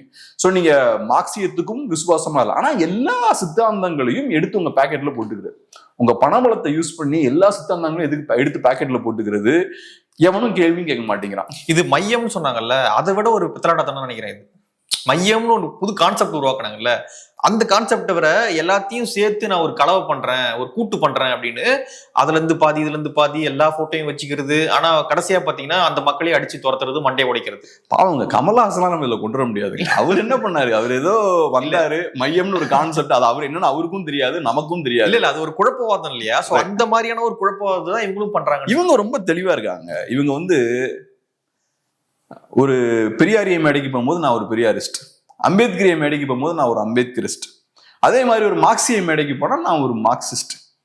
தோழர் வந்து அப்படி பக்கத்துல இருந்தாருன்னா நாங்களும் உங்க மாதிரி தான், நாங்களும் ஒரு மார்க்சிஸ்ட் தான் அப்படின்றது, அவ்வளவுதான். யாரும் எதிர்த்து கேட்க முடியாது. ஏன் யாரும் எதிர்த்து கேட்க முடியாதுன்னா எல்லாரும் கைக்குள்ள இருக்காங்க. ஸோ எல்லாத்தையும் இது வந்து ஒரு கல்ச்சரல் அப்ராப்ரியேஷன்லாம் சொல்லுவாங்க. அடுத்தவங்களோட கலாச்சாரத்தை நீங்க உள்வாங்கிக்கிறது. இப்ப அமெரிக்கால வந்து செவிந்தியர்களுக்கு ஒரு கலாச்சாரம் இருக்கு, பழைய ஹிஸ்டரி அங்க இருக்கு. வெள்ளக்காரன் சில நேரங்கள் என்ன பண்ணுவான், அந்த கலாச்சாரத்தை உள்வாங்கிப்பான், அறகுறையா உள்வாங்கிப்பான். நிஜமாவே அந்த மக்களை பத்தி அவனுக்கு எந்த அக்கறையும் இல்லை, ஆனால் அவனோட கலாச்சாரம், அவனோட சில கலாச்சார கூறுகள்லாம் இருக்குங்களா, அதை ஃபுல்லா உள்வாங்கிடும். அதாவது கல்ச்சுரல் அப்ராப்ரியேஷன் அப்படிம்பாங்க. இவங்க பண்றது எப்படின்னா ஐடியாலஜிக்கல் பொலிட்டிக்கல் அப்ராப்ரியேஷன். அடுத்தவனோட ஐடியாலஜி ஃபுல்லா எடுத்து பாக்கெட்ல போட்டுக்கிறது. செய்ய வேண்டிய வேலை எதுவும் செய்யறது கிடையாது. அம்பேத்கர் என்ன சொன்னாரோ அதை செய்யறது கிடையாது, மார்க்ஸ் என்ன சொன்னாரோ அதை செய்யறது கிடையாது, பெரியார் என்ன சொன்னாரோ அதை செய்யறது கிடையாது. ஆனா எல்லாத்தையும் தூக்கி பாக்கெட்ல போட்டுக்கிறது. அதுக்கு சொந்தக்காரன் ஒருத்தன் இருப்பான்ல, அவனும் எதுவும் பேச மாட்டேங்கிறான். இங்க மார்க்ஸுக்கு சொந்தக்காரர்கள்லாம் யாரு? அட்லீஸ்ட் சும்மா தியரிட்டிக்கலா சொல்றேன், கம்யூனிஸ்ட், சிபிஎம் தான், சிபிஐ, மற்ற கம்யூனிஸ்ட் அமைப்புகள்லாம். அவங்களும் பார்த்தோம்னா கரெக்ட், நீங்களும் தோழர்கள் தான் அப்படின்னு சொல்லிக்கிறாங்க. ஸோ இதை பாருங்க, எப்படி புரிஞ்சுக்க முடியுது? கல்ச்சரலா, பொலிட்டிக்கலா, எக்கனாமிக்கலா கம்ப்ளீட்டா ஒரு பார்ட்டி கண்ட்ரோல் பண்றாங்க தமிழ்நாட்டை. அந்த பார்ட்டியை கண்ட்ரோல் பண்றது ஒரு ஃபேமிலி. ஸோ இன்டெரக்டா ஒரு ஃபேமிலி எல்லாத்தையும் கண்ட்ரோல் பண்ணிட்டு இருக்காங்க. இது என்னன்னு புரிஞ்சுக்கிறது தமிழ்நாட்டில். பட் சிஸ்டம் இப்படிதான் இருக்கு, ஆனா மாறிட்டு இருக்கு. ஓகே, இன்னொரு பக்கம் வந்து இந்த செயலுக்கு கூட்டணி கட்சிகள், திமுகவுடைய கூட்டணி கட்சிகளுடைய எதிர்வினை எப்படி இருக்குன்னு பார்க்கும்பொழுது, முதல்ல வந்து காங்கிரஸ் எந்த வாயும் இது வரைக்கும் திறக்கல. ரெண்டாவது வந்து கம்யூனிஸ்ட், அவங்களும் இது வரைக்கும் எதுவும் பெரிய கருத்துலாம் சொல்லல, பெருசா எதுவும் பண்ணல. பட் ஆஃப்கோர்ஸ் அவங்களோட அதிருப்திகளை வெளிப்படுத்தி. மூணாவது வந்து விசிகா என்ன சொல்றாங்க அப்படின்னு பாத்தீங்கன்னா, அதனுடைய துணை பொதுச் செயலாளர் வன்னியரசு அவர்கள் நீதிமன்றமும் காவல்துறையும் இணைந்து இந்த மக்களுடைய வயிற்றுல அடிக்கிறாங்க அப்படின்னு. நீதிமன்றமும் காவல்துறையும் இணைந்து அடிக்கிறாங்கன்னா திமுக எதுவும் பண்ணல அப்படின்றதான் அவருடைய ஸ்டேட்மெண்டா இருக்கு. மதிமுகலாம் வந்து எந்த பங்கர்ல பதுங்கி இருக்காங்க அப்படின்னு நமக்கு தெரியல. அதே போல மற்ற கட்சிகளும் எங்க இருக்காங்க அப்படின்றதும் நமக்கு தெரியல. சோ இந்த கூட்டணி கட்சிகளுடைய நடவடிக்கை எப்படி பாக்குறீங்க நீங்க? அதான் இப்ப திமுகவை டிஃபெண்ட் பண்றதுக்காக நிறைய இன்ஸ்டிடியூஷன்ஸ் பார்த்தோம்னா தமிழ்நாட்டுல காலியா இருக்கு. திமுகவை டிஃபெண்ட் பண்ணி அவங்க காலியா இருக்காங்க. அதுல முக்கியமான ஒரு இன்ஸ்டிடியூஷன் ஸ்தாபனம்னா மீடியா. மீடியா இன்னைக்கு தமிழ்நாட்டுல மக்கள் மத்தியில கம்ப்ளீட்டா நம்பகத்தன்மையை இழந்துட்டாங்க மெயின் ஸ்ட்ரீம் மீடியா. அது காரணம் என்ன? திமுகவை டிஃபெண்ட் பண்ண வேண்டிய கட்டாயத்துல இருக்காங்க, திமுகவுக்கு எதிரான நியூஸை போட முடியாது அப்படின்ற கட்டாயத்துல இருக்காங்க. அப்படி ஆகும்போது என்ன ஆகும்? மக்களுக்கு அந்த இன்ஸ்டிடியூஷன் மேலேயே நம்பிக்கை போயிடும். இது ஒரு சொசைட்டிக்கு பேராபத்து. இந்த மக்களுக்கு இந்த இன்ஸ்டிடியூஷன் மேல நம்பிக்கை இல்லைன்னா என்ன ஆகும்? அப்ப நீங்க சொல்ற எதையுமே அவங்க நம்ப மாட்டாங்க. ஆல்டர்னேட் நியூஸுக்கு போக ஆரம்பிப்பாங்க. ஆல்டர்னேட் நியூஸ்னா சிலவங்க இந்த கான்ஸ்பிரசி தியரி எல்லாம் பேசுவாங்க, அதெல்லாம் மக்கள் நம்ப ஆரம்பிச்சிருவாங்க. அமெரிக்கால அப்படிதானே, ட்ரம்ப் அதான் பண்ணார். சிஸ்டமேட்டிக்கா மெயின் ஸ்ட்ரீம் மீடியாவை அடிச்சு காலி பண்ணார். மெயின் ஸ்ட்ரீம் மீடியாவும் அதே மாதிரி நிறைய நியூஸ் அங்க அமெரிக்கால கவர் பண்ணல. ஸோ அவங்க கிட்ட நிறைய தவறுகள் இருந்தது. அதை யூஸ் பண்ணி ரைட் விங் அமெரிக்கால மெயின் ஸ்ட்ரீம் மீடியாவை அடிச்சு வேரோட காலி பண்ணாங்க. அவன் சொல்ற ஒரு வார்த்தைக்கும் கிரெடிபிலிட்டி கிடையாது அப்படின்ற மாதிரி ஆக்குனாங்க. அந்த ஸ்பேஸை யூஸ் பண்ணி யார் வளர்ந்தா? ட்விட்டர் மாதிரியான ஆட்கள், இலான் மஸ்க் மாதிரியான ஆட்கள். இலான் மஸ்க் வந்து ஒரு 10 போஸ்ட் போடுறாருன்னா அதுல 9 போஸ்ட் நல்லா கரெக்டா தான் இருக்கும். ஆனா ஒண்ணு பார்த்தோம்னா ரொம்ப கன்னிங்கா ஃபேக் போஸ்ட் போடுவார். போட்டு அவரு சில விஷயங்களை வந்து பம்ப் பண்ணுவார். இந்த விஷயங்கள் எல்லாம் ஃபார் ரைட் பண்ண ஆரம்பிச்சாங்க. இங்கேயும் நீங்க அதான் பண்றீங்க. மெயின் ஸ்ட்ரீம் மீடியாவை அடிச்சு காலி பண்ணிட்டீங்க. ஸோ கிரெடிபிலிட்டி உள்ள அந்த மெயின் ஸ்ட்ரீம் மீடியாவை காலி பண்ணிட்டீங்கன்னா கிரெடிபிலிட்டியே இல்லாத சும்மா ஃபேக் நியூஸ்லாம் ஸ்ப்ரெட் பண்ணக்கூடிய ஆட்கள்லாம் ஃபேமஸ் ஆக ஆரம்பிப்பாங்க. இது சொசைட்டிக்கு பெரிய ஒரு ஆபத்து. ஸோ மெயின் ஸ்ட்ரீமா காலி பண்ணிட்டீங்க. ரெண்டாவது, திமுகவோட கூட்டணி கட்சிகள் அவங்களோட தனித்துவத்தை அடிச்சு உடச்சிட்டீங்க. அவங்களுக்கும் இதே சிக்கல் தான். திமுகவை விமர்சிக்க முடியாது, திமுகவுக்கு எதிராக எதுவும் பண்ண முடியாது, அவங்களுக்குன்ற அந்த இண்டிவிஜுவல் ஸ்பேஸ் கிடையாது. ஸோ எதிர்கட்சிகளும் பார்த்தோம்னா ஒவ்வொருத்தங்களா அவங்க காலி ஆகிக்கிட்டே இருக்காங்க. அவங்க ஸ்பேஸ் காலி ஆயிருச்சு. இன்னைக்கு திமுகவோட தயவுல தான் அவங்க இருக்காங்க. திமுக நினைச்சாங்கன்னா நாளைக்கு இந்த சிறிய கட்சிகள் எல்லாம் இல்லாம பண்ணிட முடியும். அவங்க விட்டு வச்சிருக்கிறதுக்கான காரணம் என்னன்னா, இந்த குற்றச்சாட்டை அவங்க மேல யாரும் வச்சிடக்கூடாது. திமுக இந்த கட்சிகளெல்லாம் ஒழுங்கிருச்சுன்ற குற்றச்சாட்டை வச்சிடக்கூடாது ஒண்ணு. ரெண்டாவது, எங்க கூட்டணி ஸ்ட்ராங்கா இருக்குன்ற இமேஜையும் ஏற்படுத்தணும். எங்க கிட்ட ஒரு கூட்டணி இருக்கு, அந்த கூட்டணி ஸ்ட்ராங்கா இருக்கு, இந்த கட்சிகள் எல்லாம் பெருசா தான் இருக்காங்கன்ற தோற்றத்தை ஏற்படுத்தணும். அதுக்காக தான் இந்த கட்சிகள் எல்லாம் விட்டு வச்சிருக்காங்க. நாளைக்கே உங்க கூட்டணி எல்லாம் வேணா, எல்லாம் வெளில போங்கன்னு சொன்னா அந்த கட்சியில இருக்கிற தலைவர்களே இங்க வந்து திமுக சேர்ந்துருவாங்க. விசிகல கூடிய நிறைய தலைவர்கள், கம்யூனிஸ்ட் பார்ட்டில இருக்க நிறைய தலைவர்கள், எம்டிஎம்கேல கூடிய நிறைய தலைவர்கள் எல்லாம் இங்க வந்து சேர்ந்துருவாங்க. நிறைய தலைவர்கள் இருக்காங்க. சரி, கொஞ்சம் தலைவர்கள் நானும் பாத்துட்டே இருக்கேன். நீங்க ரொம்ப வன்மத்தோட எம்டிஎம்கே டீல் பண்றீங்க. ஏற்கனவே பேசும்போது நீங்க பங்கர்ல பதுங்கி இருக்காங்க. நீங்க அப்படி இல்ல, சொல்றேன் ஜென்ரலா எப்படிதானே இருக்கு பார்க்கும்போதுன்னு சொல்றேன். சரி, கொஞ்சம் தலைவர்கள் ரைட்டு. அங்க இருக்கக்கூடிய எம்டிஎம்கே மட்டும் கொஞ்சம் தலைவர்கள் நீங்க உள்வாங்கிறீங்கன்னு வச்சுப்போம். சோ இந்த மாதிரியான சிக்கல்கள்லாம் இந்த கட்சிகளுக்கு இருக்கு. சோ திமுகவை டிஃபெண்ட் பண்ண போய் இந்த கட்சிகள்லாம் அவங்களோட ஸ்பேஸை இழந்திருக்காங்க. மீடியா காலி ஆயிருச்சு, இந்த கட்சிகள் காலி ஆகுறாங்க. எதிர்கட்சியும் பார்த்தோம்னா அதேதான். மீடியா இவங்கெல்லாம் காலியானாங்கன்னா ஆட்டோமேட்டிக் எதிர்கட்சியோட ஸ்பேஸுமே கம்மியாயிரும். எதிர்கட்சியில கூடிய தலைவர்களை ஃபுல்லா உள்ள இழுக்கிறது, அவங்களோட நியூஸ் எதுவும் கவர் பண்றது கிடையாது, கம்ப்ளீட்டா அவங்கள புறக்கணிக்கிறது.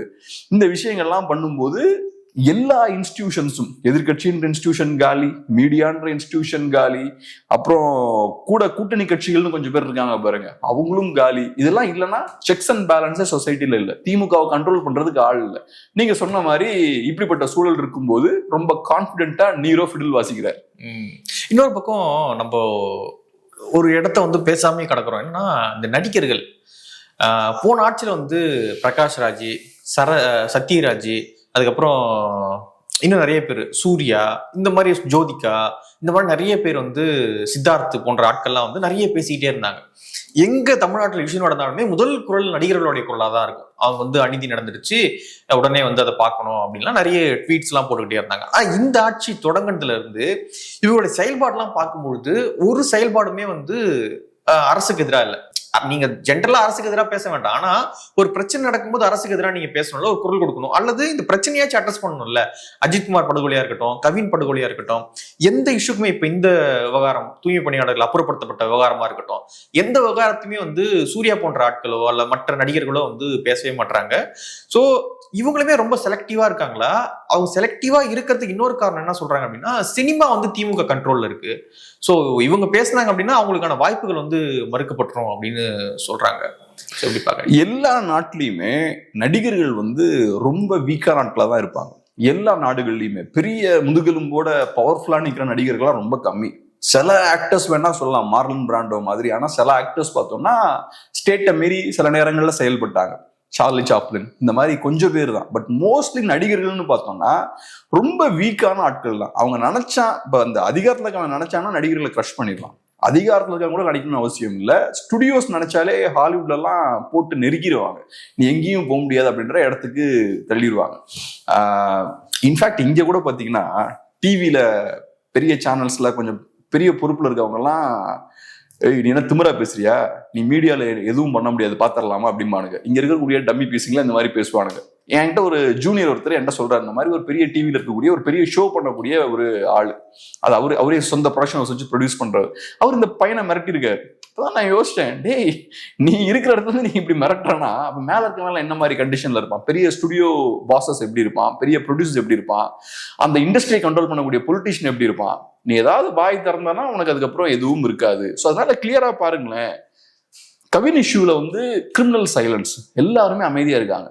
விஜய் பேசல, மற்ற எந்த நடிகர்களும் பேசல. அப்ப விஜய் எப்படி பிஹேவ் பண்றாங்க, நடிகரா பொலிட்டிஷியனா இல்ல நடிகரா பிஹேவ் பண்றாரு. ஸோ அவருக்கு தெரியும் ஏன் அவர் அங்க சைலண்டா இருக்காரு. ஒன்னு ஆடியன்ஸ் உடஞ்சிரும், நீங்க சாதிய ரீதியான ஒரு இஷ்யூல ஒரு ஸ்டாண்ட் எடுக்கிறீங்கன்னா உங்க ஆடியன்ஸ் ஸ்பிளிட் ஆயிடுவாங்க, அது முதல்ல உங்களுக்கு டேமேஜ் ஏற்படுத்தும். ஸோ அதனால நீங்க பொலிட்டிஷியனால நடிகனா அதை அணுகுறீங்க. ரெண்டாவது அதிகார வர்க்கமும் உங்களை மிதிப்பான். ஸோ நான் எப்படி பாக்குறேன்னா, நடிகர்கள் இப்ப இருக்காங்க பாருங்க, இதுதான் கரெக்ட், அவங்க இப்படிதான் இருக்கணும். ஆனா ஏன் அதிமுக ஆட்சி மட்டும் பொங்கனேன்னு கேக்குறேன். அங்கதான் சிக்கல் வருது. அப்பயும் அதே மாதிரிதான் இருந்திருக்கணும். அப்பயும் அவன் வெளில வரும்போது நம்ம உன் இடம் குகைக்குள்ள ஒளிஞ்சிருக்கிறதா, நீங்க சொன்னீங்கல்ல பங்கருக்குள்ள ஒளிஞ்சிருக்கிறதா, பங்கருக்குள்ள ஒளிஞ்சிருக்கிற வேலையை மட்டும் பார்க்கணும், வெளியே வரக்கூடாது. அவன் வந்து ஏதாவது பேசும்போது இவர் பெரிய முற்போக்காளர், இவர் மனதில் பட்டதை ஓப்பனாக பேசி விடுவார், இவருக்கென்று எனக்கு தனி மரியாதை உண்டுன்ற மாதிரிலாம் நம்ம ஆளுங்க சில்லறை செதற விட்டு இருப்பாங்க. அது முட்டாள்தனம். அவன் வெளில வரான்னா அவன் வேலையை மட்டும் பாரு, நடிப்பை மட்டும் பாரு. இல்ல நீ ஒரு நடிகர், அது ஒரு ப்ரொஃபஷன். எப்படி நான் மீடியாக்காரனா ஒரு ப்ரொஃபஷனல் இருந்தா, அவன் நடிகன்னா அவன் ஒரு ப்ரொஃபஷன். அந்த ப்ரொஃபஷனல் இருந்துட்டு நான் கருத்து தெரிவிக்கிறேன்னா ஓகே, அவ்வளவுதான், அதுக்கு மரியாதை. அது எல்லா ஆட்சிலையும் நடந்தா பரவாயில்லையே. ஆமா.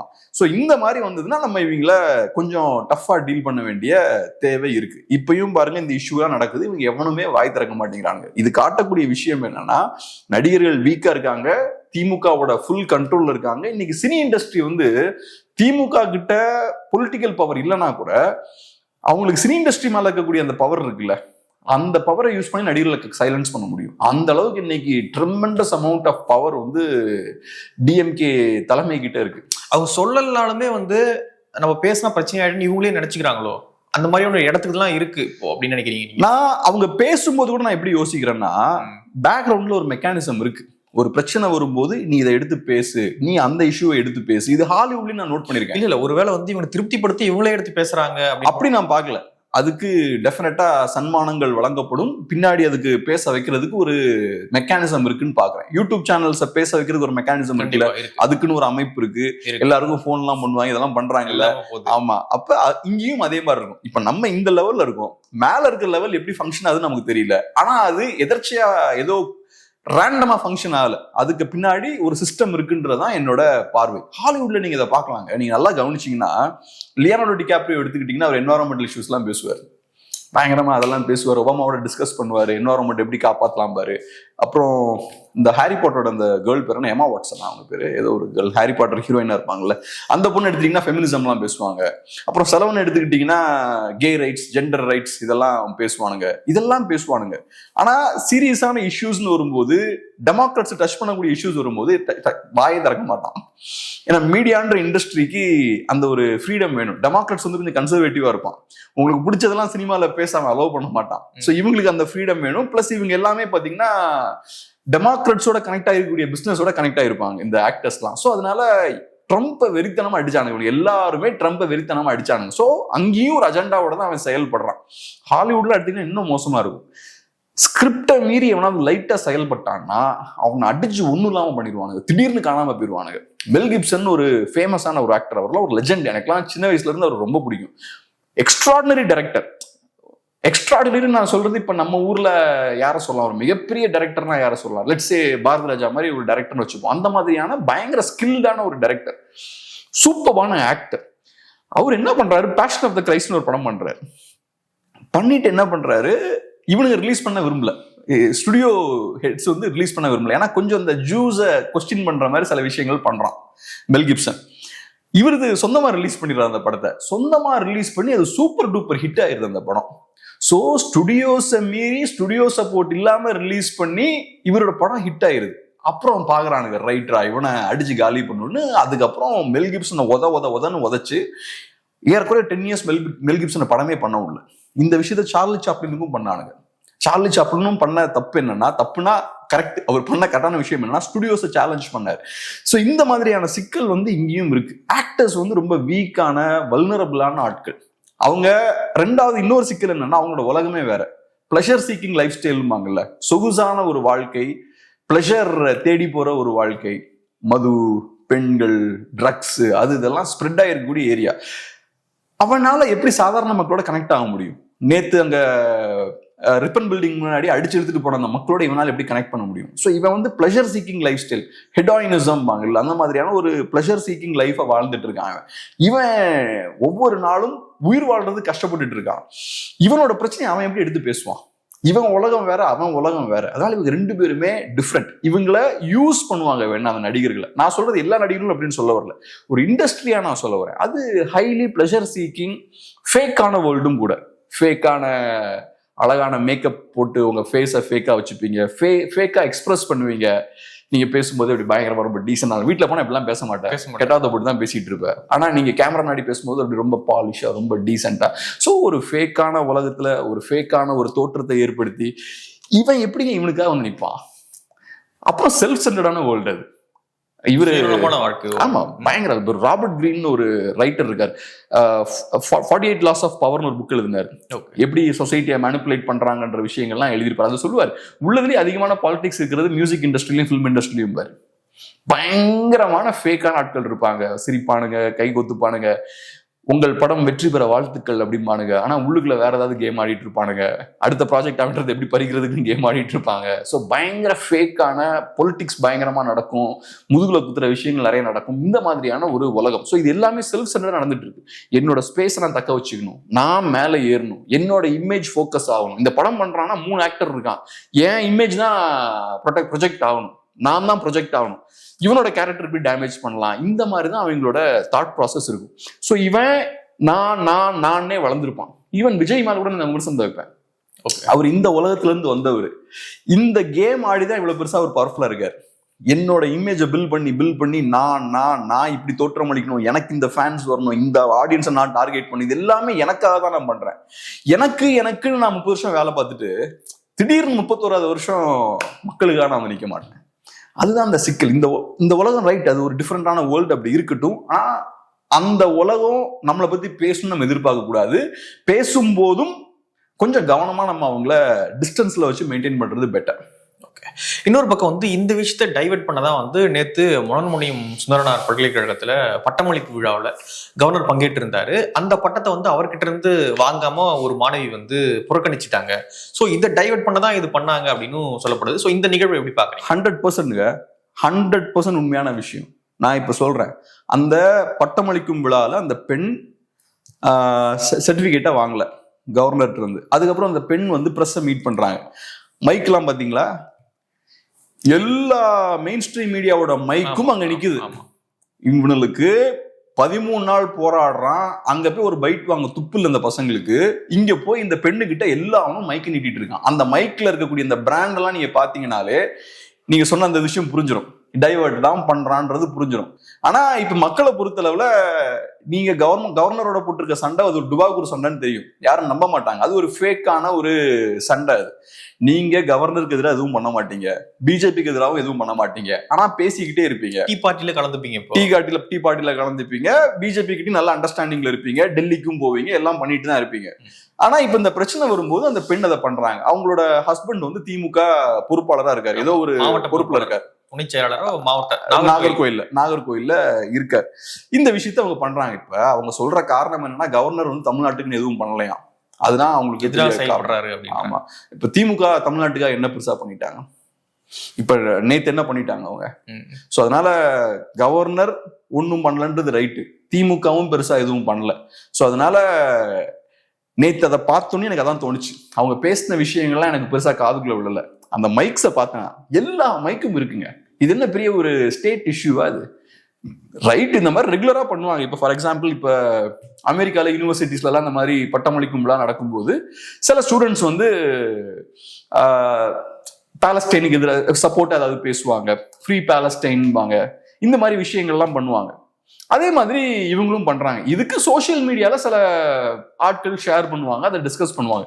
மெயின் ஸ்ட்ரீம் மீடியா எல்லாவனும் அவன் மைக்க தூக்கிட்டு போய் அங்க நிக்கிறான். நீ இந்த போராட்டத்துக்கு போய் உன் மைக்கு நீட்டி இங்க போய் நின்னாலும் பரவாயில்ல, அந்த சைடு நீ போவே மாட்டேங்கிற, அதை பத்தி பேச மாட்டேங்கிற, நியூஸா மட்டும் ஒரு 30 செகண்ட்ஸ் போட்டு கடந்து போற. ஆனா அங்க போக முடியாத உனக்கு இங்க போக முடியுதுன்னா அப்ப நீ என்ன பண்ண ட்ரை பண்ற? எனக்கு இதை ஹேண்டில் பண்ண முடியல, புதுசா எனக்கு வசதியான ஒரு இஷ்யூ நான் சூஸ் பண்ணுவேன். இந்த இஷ்யூ ஃபேமஸ் ஆயிருச்சுன்னா அதுக்கப்புறம் நம்ம மீடியாவை கையிலேயே பிடிக்க முடியாது. 4 பேரை கூப்பிட்டு உட்கார வச்சு அவமானப்படுத்தப்பட்ட கவர்னர், தைரியமாக நின்ன பெண், நெத்தியடி பேச்சு, ஆச்சா புச்சா நீங்க பேசிட்டு இருப்பீங்க. அப்புறம் 2 பிஜேபி காரங்களை கூப்பிட்டு உட்கார வைப்பீங்க. அதுவும் நீங்க கூப்பிடுற பிஜேபி காரங்களும் பாத்தீங்கன்னா பாவமான அட்லியா கூப்பிடுவீங்க. ஆமா, ஏதாவது வயசானவங்க, பெருசா பேச தெரியாதவங்கள கூப்பிட்டு உட்கார வைப்பீங்க. கூப்பிட்டு உட்கார வச்சு பாக்ஸிங் தாங்க, என்ன பஞ்ச் பண்றா அப்படின்ட்டு ஃபுல் பாக்ஸிங்கா இருக்கும். ஸோ அதனால நீங்க சொன்னது மாதிரி அந்த இஷ்யூ அவங்க டைவர்ட் பண்ணதான் கையில எடுத்தாங்க. ஆனா இதுக்கு வேல்யூ போயிருச்சுங்க. கவர்னர்லாம் காட்டி நீ பூச்சாண்டி காட்ட முடியாது, மக்கள் மத்தியில அது எடுபடாது, மக்கள் சலிச்சுட்டாங்க. நீ கவர்னர்லாம் வச்சு விளையாட்டுலாம் இனி எடுபடாது. நீங்க ஸ்ட்ராங்கா ஏதாவது பண்ணணும், நிஜமான அரசியல் பண்ணணும். ஆனா அது திமுகவால பண்ண முடியாது. ஓகே, இன்னொரு பக்கம் நிறைய இஷ்யூஸ் வந்து பொலிட்டிக்கல்ல இது இல்லாம நிறைய போயிட்டு இருக்கு. குறிப்பாக சொல்லணும் அப்படின்னா, நேற்று மைத்ரேயன் அவர்கள் திமுகவில் போய் ஜாயின் ஆயிருந்தாரு. தங்கமணி அவர்களும் ஜாயின் பண்ணுவாரு அப்படின்லாம் வந்து சொல்லப்பட்டுச்சு. ஆனா நேற்று ஒரு அறிக்கை விட்டு பதறிட்டாரு அவரு. ஆமா, நான் என்னுடைய ஆயுட்காலம் முழுக்க அதிமுக தான் இருப்பேன், டீம் ஏடிஎம்கே தானா, ஆமா நான் போகவே மாட்டேன் அப்படின்னு சொல்லிட்டு அறிக்கை விட்டு தெளிவுபடுத்திருக்காரு. ஸோ எப்படி பாக்குறீங்க இந்த அறிக்கையை? முதல்ல ஒரு விஷயம் என்னன்னா, இப்ப நம்ம கேர்ஃபுல்லா கவனிச்சோம்னா இந்த மாதிரியான நியூஸ் வந்து ரெகுலரா வந்துகிட்டே இருக்கு. மைத்ரேயன் வந்து சேர்ந்துட்டாரு, அன்வர் ராஜா அதிமுகல போய் சேர்ந்துட்டாரு, இப்படிப்பட்ட நியூஸ் பார்த்தோம்னா ரெகுலரா ஒரு மாசத்துக்கு ஒருக்காவோ, ஒரு மாசத்துக்கு 2 அந்த மாதிரி நியூஸ் வந்துகிட்டே இருக்கு. இது கேர்ஃபுல்லா கிரியேட் பண்ணப்படுற ஒரு விஷயமா நான் பாக்குறேன். இது நியூஸ் கிரியேட் ஆகணும். இந்த மாதிரியான விஷயங்களை செய்துகிட்டே இருக்கிற காரணம் என்னன்னா, அதிமுக வீக்கா இருக்காங்க அப்படின்ற இமேஜ் அவங்க ஏற்படுத்த முயற்சி பண்றாங்க. மைத்ரேயனை பொறுத்தளவுல 6-7 கட்சி மாறினவர். அவர் திமுகவுக்கு வரதால எனக்கு தெரியல என்ன லாபம் இருக்க போகுதுன்னு தெரியல. அதை கண்டுபிடிச்சிடலாம். மைத்ரேயன் இதுக்கு முன்னாடி நிறைய கட்சிகள் போயிருக்காருல்ல, அவர் போனாலும் அந்த கட்சிகளுக்கு என்ன லாபம் வந்தது? ஒரு லாபம் இல்ல. அப்ப இங்கேயும் அதுதான். இந்த விவேக் ஒரு படத்தை சொல்லுவாரு, இவ்வளவு நாள் உங்களுக்கு என்ன செஞ்சேன், ஒண்ணும் இல்லை, அதேதான் அவங்களுக்கு போய் சொல்லு அப்படின்னு. சோ அப்படி இருக்கும்போது இவ்வளவு நாளா நீங்க இவ்வளவு கட்சிகள் தாவி இருக்கீங்க. அந்த கட்சிகளுக்கு நீங்க தாவும் போது பெரிய அரசியல் தாக்கம் எதுவும் ஏற்படுத்தல, இப்பவும் ஏற்பட போறது இல்லை. பட் இருந்தாலும் மீடியாவுக்கு ஒரு தீனி இது. நேற்று மீடியா இதை டிஸ்கஸ் பண்றாங்க, மைத்ரேயன் மேட்டர்லாம் உட்காந்து டிஸ்கஸ் பண்ணிட்டு இருக்காங்க. அவர் இந்த மாதிரி திமுகவுக்கு வந்துட்டாரு, இது என்ன ஸ்ட்ராட்டஜியா இருக்கும், என்ன பிளானா இருக்கும், மைத்ரேயன் போடும் கணக்குகள் என்ன, இப்படின்லாம் வச்சு அனலைஸ் பண்ணிட்டு இருக்காங்க. ஸோ அதனால நான் இதை எப்படி பாக்குறேன்னா, ரெகுலரா அதிமுகல இருந்து எதையாவது ஒரு அதிருப்தியான தலைவர்களை உள்வாங்கிட்டே இருக்காங்க திமுக. அது ஒண்ணு, அதிமுகவை வீக் ஆக்கணும்ன்றது ஒண்ணு. 2வது அவங்க வீக்கா இருக்காங்கன்னு ப்ரொஜெக்ட் பண்ணும். 3வது அங்க இருக்க ஆட்கள்லாம் இங்க வந்துகிட்டே இருக்காங்கன்ற ஒரு இமேஜையும் கிரியேட் பண்ண முயற்சி பண்றாங்க. பட் என்ன பொறுத்தளவுல இதுக்கெல்லாம் பெரிய வேல்யூ இருக்காது. அதிமுகன்றது ஒரு இன்ஸ்டிடியூஷனுங்க, அது ஒரு ஸ்தாபனம். எப்படி திமுகன்றது ஒரு ஸ்தாபனமோ அதிமுகவும் அப்படிதான். செந்தில் பாலாஜி அவர்கள், அப்புறம் சேகர் பாபு அவர்கள், தங்க தமிழ்ச்செல்வன் அவர்கள், இவங்கெல்லாம் வெளியே போனதுக்கு அப்புறமும் அந்த கட்சி ஸ்ட்ராங்கா தான் இருக்கு. 21 நல்லா பெர்ஃபார்ம் பண்ணாங்க. 24லயுமே கூட 4-way ஸ்பிளிட் இருந்தும் அவங்க நல்லா தான் பெர்ஃபார்ம் பண்ணாங்க.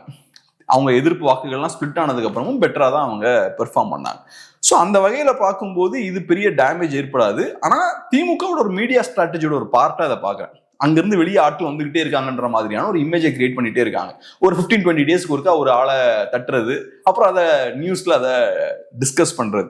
2வது நம்ம அன்னைக்கே பேசணும், நேத்தோ முந்தினேதோ நம்ம பேசணும்னு நினைக்கிறேன். அதிமுக கூடிய நிறைய ஆட்கள் நீங்க உள்வாங்கினீங்கன்னா, ஒண்ணு அதிமுகவுக்கும் உங்களுக்கும் டிஃபரன்ஸ் இல்லைன்ற மாதிரி ஆகி போயிடும். அது ஒரு சிக்கல் இருக்கு. ஏன்னா அங்க இருக்கவங்க எல்லாம் இங்க உட்கார்ந்தானா அப்புறம் உனக்கு அவனுக்கு என்னடா டிஃபரன்ஸ்? பெரிய பெரிய தலைவர்கள் ஃபுல்லா இப்ப இங்க திமுக வந்து உட்கார்ந்துருக்காங்க, அதிமுக இருந்து. இது ஒரு சிக்கல். 2வது, நிறைய பேர் திமுகல வரும்போது திமுகவால இவங்க எல்லாத்தையுமே ப்ராப்பரா ஹேண்டில் பண்ண முடியாது. இப்ப இன்னைக்கு கால நியூஸ் பாத்தீங்கன்னா, தங்க தமிழ்ச்செல்வன் அதிருப்தியில இருக்காரு. சென்னையில மாவட்ட செயலாளர் கூட்டத்தை அவரு கலந்துக்கல, முதல்வர் தலைமை நடக்கக்கூடிய கூட்டத்துல அவரு கலந்துக்கல. அவரை பொறுத்தளவுல அவர் அவமானப்படுத்தப்பட்டிருக்கார் அப்படின்ற மாதிரி ஃபீல் பண்றாரு. முதல்வர் இன்டர்வியூன் ஆகி செயல்படணும் அப்படின்ற மாதிரி எதிர்பார்க்கிறாரு, அது நடக்கல. ஸோ அதனால இப்ப அவரு போகல. இதெல்லாம் காட்டக்கூடிய விஷயம் என்ன? வெளியிருந்து ஒரு ஆள் உள்ள வரும்போது சில ஃபிக்ஷன், சில முரண்கள் உள்ள ஏற்படுது. ஏற்கனவே நிறைய பேர் கட்சியில உள்ள இருப்பான், அவன் அதிருப்தியில இருப்பான். அவனை நீங்க இப்ப ஃபுல்லா அகாமடேட் பண்ணாம வெளியிருந்து வரக்கூடிய ஆட்களை பெட்டரா அகாமடேட் பண்ணும்போது உள்ளுக்குள்ள கட்சிக்காரங்களுக்கு கோவம் வரும் டெஃபினட்டா. இது பிரச்சனைகளை உங்களுக்கு டெஃபினட்டா கிரியேட் பண்ணும். இப்ப உங்ககிட்ட அதிகாரம் இருக்கும்போது இது வெடிக்காது. ஏன் வெடிக்காதுன்னா நீங்க ஏதோ ஒரு வகையில எல்லாரையும் அகாமடேட் பண்ணிடுவீங்க. ஆனா ஒன்ஸ் அதிகாரம் இல்லைன்ற சூழல் வரும்போது இது வெடிக்க ஆரம்பிக்கும். ஸோ இது பெரிய ஒரு சிக்கல் தான்.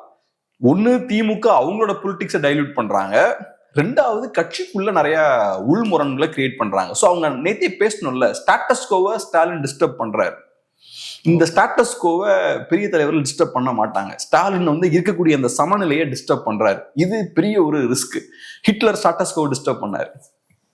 அவர் இல்லை நான் ஃபுல்லா என் கண்ட்ரோல் எடுத்துருவேன். ஸ்டாட்டஸ்கோ டிஸ்டர்ப் பண்ணும்போது என்டையர் சிஸ்டமே நீங்க கொலாப்ஸ் பண்ணிடுவீங்க. இந்த மாதிரி அலெக்சாண்டர் த கிரேட் அதான் பண்ணாரு, ஸ்டாட்டஸ்கோவை டிஸ்டர்ப் பண்ணாரு. ஸோ இது டேஞ்சரான ஒரு கேம். பட் அன்பார்ச்சுனேட்லி அதை தான் அவர் பிளே பண்ணிட்டு இருக்காரு. இந்த எலெக்ஷன்ல ஜெயிக்கணுன்றதுக்காக எல்லா அஸ்திரங்களையும் கையில் எடுக்கிறாங்க. இன்னைக்கு ஜெயிக்கணுன்றதுக்காக இவங்களோட ஃபியூச்சரை காம்ப்ரமைஸ் பண்றாங்க. என்னோட எதிர்காலமே போனாலும் பரவாயில்ல, நான் இன்னைக்கு ஜெயிக்கணும் அப்படின்ற மாதிரி அவங்க களத்துல ஒர்க் பண்றாங்க. இது பார்க்கும்போது ரொம்ப சர்ப்ரைசிங்கா இருக்கு. வெறுமனே ஒரு மீடியா நரேட்டிவை கிரியேட் பண்றதுக்காக வெளியர் காட்டுல ஃபுல்லா உள்ள எடுத்து போடுறாங்க. அதுவும் மைத்ரேயன் அவர்களை பொறுத்தளவுல பிஜேபி, ஆர்எஸ்எஸ் எல்லா பேக்ரவுண்டும் இருக்கு. ஐடியாலஜிக்கலாகவும் அது உங்களுக்கு பேக் ஃபேர் ஆகும். ஈவன் டிவி டிபேட்ஸ் பாக்குறேன், இந்த இஷ்யூ டிஸ்கஸ் பண்றாங்க. திமுக ஆதரவா பேசக்கூடியவங்க மைத்ரேயனை அவங்களுக்கு டிஃபெண்ட் பண்ண முடியல. அவங்களுக்கு கண்டிப்பா அவங்க கொஞ்சம் கஷ்டப்படுறாங்க. மைத்ரேயனை பத்தி பேசவே அவங்க கொஞ்சம் கஷ்டப்படுறாங்க. அது காரணம் என்னன்னா அவரோட பேக்ரவுண்ட், அவரோட பேகேஜ். அதிமுகவில் அது சிக்கல் ஏற்படுத்தாது, ஆனா உங்களுக்கு அது சிக்கலை ஏற்படுத்தும். டிஃபெண்ட் பண்ண முடியாது. ஸோ இதெல்லாம் எப்படி மேனேஜ் பண்ணுவீங்க? போக போக போக இந்த லோடு இன்க்ரீஸ் ஆகிட்டே இருக்கும், உங்களால ஹேண்டில் பண்ண முடியாது. திரும்ப சொல்லியிருந்தாரு சமீபத்துல, எம்ஜிஆர் அவர்கள் தான் வந்து பிராமணர்களை திராவிட இயக்கத்துக்குள்ள அலோவ் பண்ணாரு அப்படின்னு சொல்லியிருந்தாரு. ஆனா நேத்து மைத்ரேயன் போய் சேர்ந்திருக்காரு. அவரு பேசிக்காவே பிராமணர்ன்றதை தாண்டி அவர் ஆர்எஸ்எஸ் கார் பேசிக்காவே. அவர் போய் பாத்தீங்கன்னா திமுக சேர்ந்திருக்காரு. இப்போ வந்து விசிகாரங்க என்ன பண்றது எது பண்றதுன்னு தெரியாம நின்றுட்டு இருக்காங்க. என்ன அமைதியா இருப்பாங்க, அவ்வளவுதான். அவங்களுக்கு என்ன சிக்கல்? 4 வருஷமா அதானே பண்ணாங்க, அமைதியா இருந்தாங்க.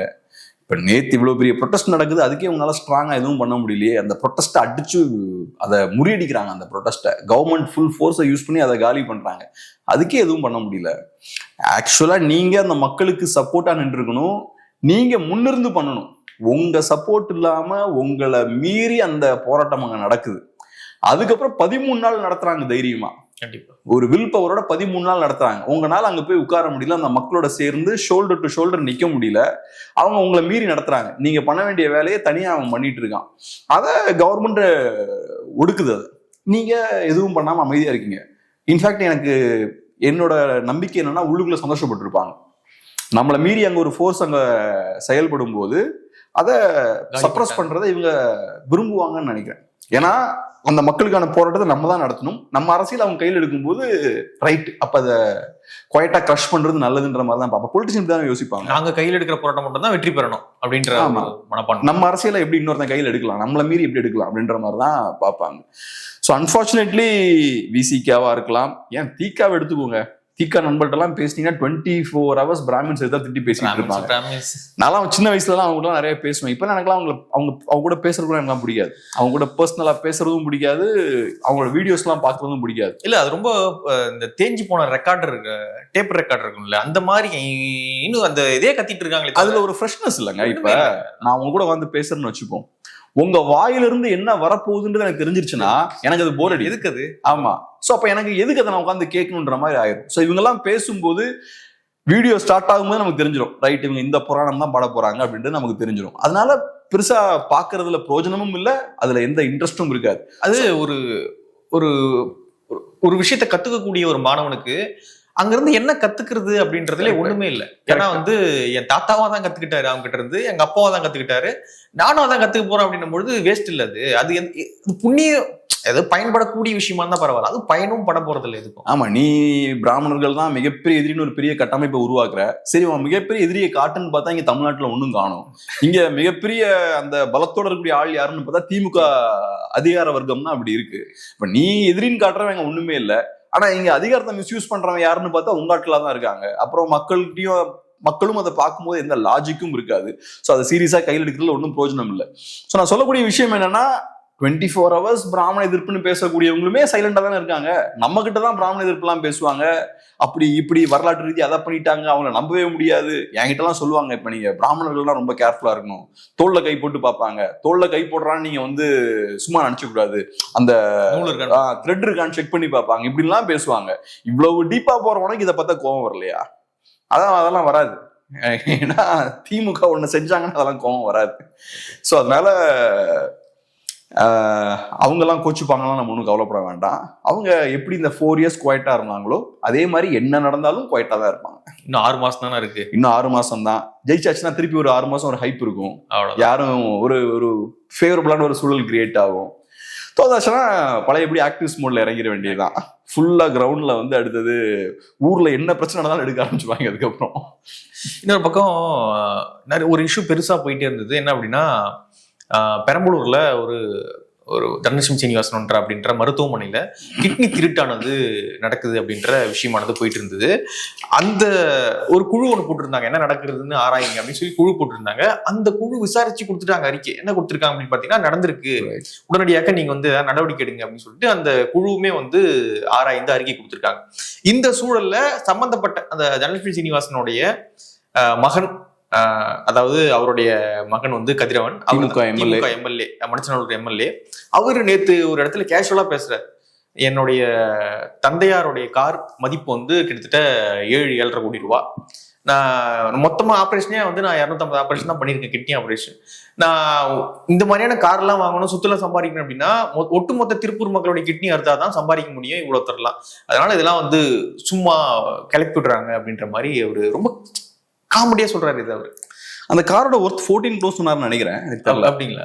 அரௌண்ட் 14 கோடி கணக்குல எது சொன்ன மாதிரி தான் எனக்கு. ஆமா, எனக்கு அந்த நியூஸ் பார்க்கும்போது 14 crores பார்த்த மாதிரி ஞாபகம் இருக்கு. இன்னொன்னு சொல்றாரு அவரு, எங்க அப்பா எனக்கு வந்து 7,000 கோடி சொத்து சேர்த்து வச்சிருக்காரு, நான் ஏன் போய் கிட்னி திருடிட்டு இருக்கணும் அப்படின்னு சொல்றாங்க. எப்படி பாக்குறது இது? சொன்னால நமக்கு அந்த crores கணக்கு டேட்டா தெரியல, சப்ஜெக்டட் டு கரெக்ஷன். ஓகே. ஆனா இது காட்டக்கூடிய விஷயம் என்னன்னா, அரசியல்வாதிகள் கையில எவ்வளவு பணம் இருக்கு பாருங்க. இப்ப இலான் மஸ்க் கையில பணம் நான் தப்பா சொல்ல மாட்டேன், ஸ்டீவ் ஜாப்ஸ் கையில பணம் தப்பு சொல்ல மாட்டேன். அவன் ஒரு பிசினஸ் மேன், அவன் சாதாரண பிசினஸ் மேனும் கிடையாது, அவனுக்கு ஸ்டஃப்பும் உண்டு. ஸ்டீவ் ஜாப்ஸ் வந்து டெக்னிக்கல் நாலேஜ் உள்ள ஒரு ஆளு. இலான் மஸ்கும் அப்படிதான், அவன் ஏறக்குறைய ஒரு சயின்டிஸ்ட் தான். அவனுங்கெல்லாம் நல்லா டீப்பான ஃபீல்டை பத்தின நாலேஜ் உள்ள, பிசினஸ் பத்தின நாலேஜ் உள்ள பெரிய அறிவாளிகள். நேத்து நீங்க பேசினாருன்னு சொன்னீங்களே, முந்தா நேத்து பேசினாருன்னு நினைக்கிறாரு இவர் எம்எல்ஏ கதிரவன். ஆமா, அவரு ஸ்டீவ் ஜாப்ஸும் கிடையாது, இலான் மஸ்கும் கிடையாது. ஆனா இவங்கள மாதிரி நிறைய பணம் வச்சிருக்காரு. சோ எப்படி இவங்க கிட்ட இவ்வளவு பணம் வருது? ரெண்டாவது பொலிட்டீஷியன்ஸாகவும் இருக்காங்க. ஒண்ணு பெரிய புத்திசாலிகள் இங்க கிடையாது, நீங்க பேசுறத வச்சு நம்ம கண்டுபிடிச்சிடலாம். பேசிக்கான புரிதல் எதுவுமே இல்லாம, மக்கள் பத்தின புரிதல் எதுவுமே இல்லாம, ஒரு மக்களோட ரெப்ரசன்டேட்டிவா இருந்துகிட்டு என்கிட்ட ரோல்ஸ் ராய்ஸ் கார் இருக்குன்னு நீங்க பேசிட்டு இருக்கீங்க, நான் நினைச்சு என்கிட்ட கோடிக்கணக்கான சொத்து இருக்குன்னு நீங்க பேசுறீங்க. இதெல்லாம் இலான் மஸ்க் கூட பேச மாட்டாங்க. இலான் மஸ்கை பத்தி நம்ம நிறைய விமர்சனங்கள் வைத்தாலும் அவரு ஒரு எக்ஸ்ட்ரீம்லி ஹார்ட் ஒர்க்கர், சிம்பிளான லைஃப் லீட் பண்ணக்கூடிய ஒரு ஆளு. ஸ்டீவ் ஜாப்ஸும் அப்படிதான். இவங்க சும்மா இந்த ரோல்ஸ் ராய்ஸ்ல போறது இதெல்லாம் பேஸ் பண்ணி அவங்க லைஃபை வாழல. பிசினஸை பில்ட் பண்ணுன்ற ஒரு நோக்கத்தோட ஒர்க் பண்ணக்கூடியவங்க, டெக்னாலஜி அட்வான்ஸ் பண்ணணும், நெக்ஸ்ட் லெவலுக்கு நம்ம புஷ் பண்ணி கொண்டு போகணும். அதனாலதான் இவ்வளவு பெரிய கம்பெனியை பில்ட் பண்ணிருக்காங்க. இவங்க எல்லாம் பாத்தீங்கன்னா கிரானிக் கேபிட்டலிஸ்டும்பாங்க, அரசோட சப்போர்ட்டோட வளர்ந்து வருது, கவர்மெண்ட் மிஷினரியை யூஸ் பண்ணி வளருது. அதானியா இருக்கலாம், இந்த மாதிரி ஆட்கள்லாம் கவர்மெண்ட் ப்ராஜெக்ட்ஸ் இதுன்னு வாங்கி கவர்மெண்ட்டை கைக்குள்ள போட்டுட்டு அப்படியே வளர்ந்து வருது. இவங்களும் அந்த மாதிரி தான். ஆனா அங்கேயாவது எப்படின்னா, நார்த்ல கூட கவர்மெண்ட் பொலிட்டிக்ஸ் ஒரு சைட்ல, பிசினஸ் ஒரு சைட்ல, இவங்க ரெண்டுக்கும் ஒரு அண்டர்ஸ்டாண்டிங் இருக்கும். இங்க பிசினஸும் பொலிட்டிக்ஸும் ஒண்ணுதான். இவங்களே பொலிட்டிக்ஸ்லயும் இருக்கானுங்க, இவங்களே பிசினஸும் பண்ணிக்கிறது, ஆயிரக்கணக்கான கோடியும் வச்சுக்கிறது, எல்லாமே ஒரே குரூப் வந்து இதை பண்றாங்க. ஸோ இவங்க கிரானிக் கேபிட்டலிஸ்டா இருக்காங்க, பெரிய விவரம் இல்லாத ஆட்களா இருக்காங்க. நீங்க நல்லா இங்க இருக்க பொலிட்டிக்கல் கிளாஸை பாத்தீங்கன்னா, இங்க நம்ம ஊர்ல கூடிய மினிஸ்டர்ஸா இருக்கலாம், பொலிட்டீஷியன்ஸா இருக்கலாம், ரொம்ப சாதாரண பேசிக்கான ஆட்களா இருப்பாங்க. பெரிய புரிதல் எதுவும் அவங்களுக்கு பெருசா இருக்காது, சப்ஜெக்ட் நாலேஜ் பெருசா இருக்காது. பட் இருந்தாலும் பாத்தீங்கன்னா கையில மிகப்பெரிய பணபலம் வச்சிருக்காங்க, அதிகார பலத்தையும் வச்சிருக்காங்க. திமுக இந்த மாதிரியான கட்சிகளோட பவரை யூஸ் பண்ணி அவங்க இந்த விஷயங்களை நடத்துறாங்க. ஸோ ஒரு கிரானிக் கேபிட்டலிசம் இங்க இருக்கு. அதை யூஸ் பண்ணி ஏகப்பட்ட பணத்தை சம்பாதிக்கிறாங்க. அதை குவைட்டா வச்சுக்கணும்னு கூட அவருக்கு இல்லை. ரோல்ஸ் ராய்ஸ் காருன்றாரு, ஆயிரக்கணக்கான கோடி சொத்துன்றாரு. இப்ப ஒரு மாவட்டத்துக்கு நான் போனப்ப அங்க இருக்கக்கூடிய ஒரு லோக்கல் லீடர் அவர் சொல்றாரு, நான் கார் ஏன் வாங்காம இருக்கேன்னா, நான் கார் வாங்கினா அண்ணன் கோச்சுப்பாரு, அந்த பகுதியோட எம்எல்ஏ அவர் அண்ணன் கோச்சுப்பாரு, ஏன்னா நான் காரை வாங்கிட்டு போய் போனேன்னா சிக்கல் ஆகும். ஸோ நான் ரொம்ப நாளா கேட்டு இப்போ எனக்கு கார் வாங்க ஒரு பர்மிஷன் கொடுத்துருக்காரு. அதுவும் நீ பெரிய கார் வாங்கக்கூடாது, இது நான் ஒரு நாளைக்கு முன்னாடி அவர்கிட்ட பேசும்போது, சஃபாரி மாதிரி பெரிய கார்லாம் வாங்கினா பிரச்சனையாயிருப்பா, சின்ன காரா வாங்கி ஓட்டிக்க அப்படின்னு பர்மிஷன் கொடுத்துருக்காருன்ற மாதிரி அவர் என்கிட்ட சொல்றாரு. ஸோ அந்த ஆள் எவ்வளவு கேர்ஃபுல்லா இருக்காம பாருங்க. நான் அதனால டூ வீலர்ல எல்லா இடத்துக்கும் போவேன், இப்ப கார் இருந்தாலும் கூட நான் டூ வீலர்ல தான் போவேன் அப்படின்ற மாதிரி அவரு சொன்னார். இவங்களை பாருங்க, எம்எல்ஏ நீங்க அம்பானி அதானிலாம் நீங்க எம்எல்ஏ, ஆனா நீங்க ரோல்ஸ் ராய்ஸ் காரை பத்தி கூச்சு நாசமே எல்லாம் பேசுறீங்க. மக்கள் என்ன யோசிப்பாங்க? உனக்கு எங்கடா 14 கோடி ரூபாய் எங்க இருந்து தானே யோசிப்பாங்க அந்த கார் வாங்குறதுக்கு. பட் அதெல்லாம் கூட யாரும் கண்டுக்கிறது இல்லை, மக்களும் கண்டுக்கிறது இல்லை, நானும் கண்டுக்க மாட்டேன், கேமரா என்ன நோக்கி இருக்கணும் கண்டுக்க மாட்டேன். அண்ணாமலை மட்டும் அந்த இஷ்யூவை பேசியிருக்காரு, இந்த இஷ்யூவை மீடியாவும் பேசல. அண்ணாமலை அவர்கள் ஒரு ட்வீட்டை நம்ம போட்டிருக்காரு, நான் இன்னைக்கு பேப்பர்ல ஒரு நியூஸாவும் அதை பார்த்தேன். இதை டிஸ்கஸ் பண்றதுக்கும் ஆள் இல்லை. இதுல டிஸ்கஸ் பண்றது நிறைய ஆங்கிள் இருக்கு.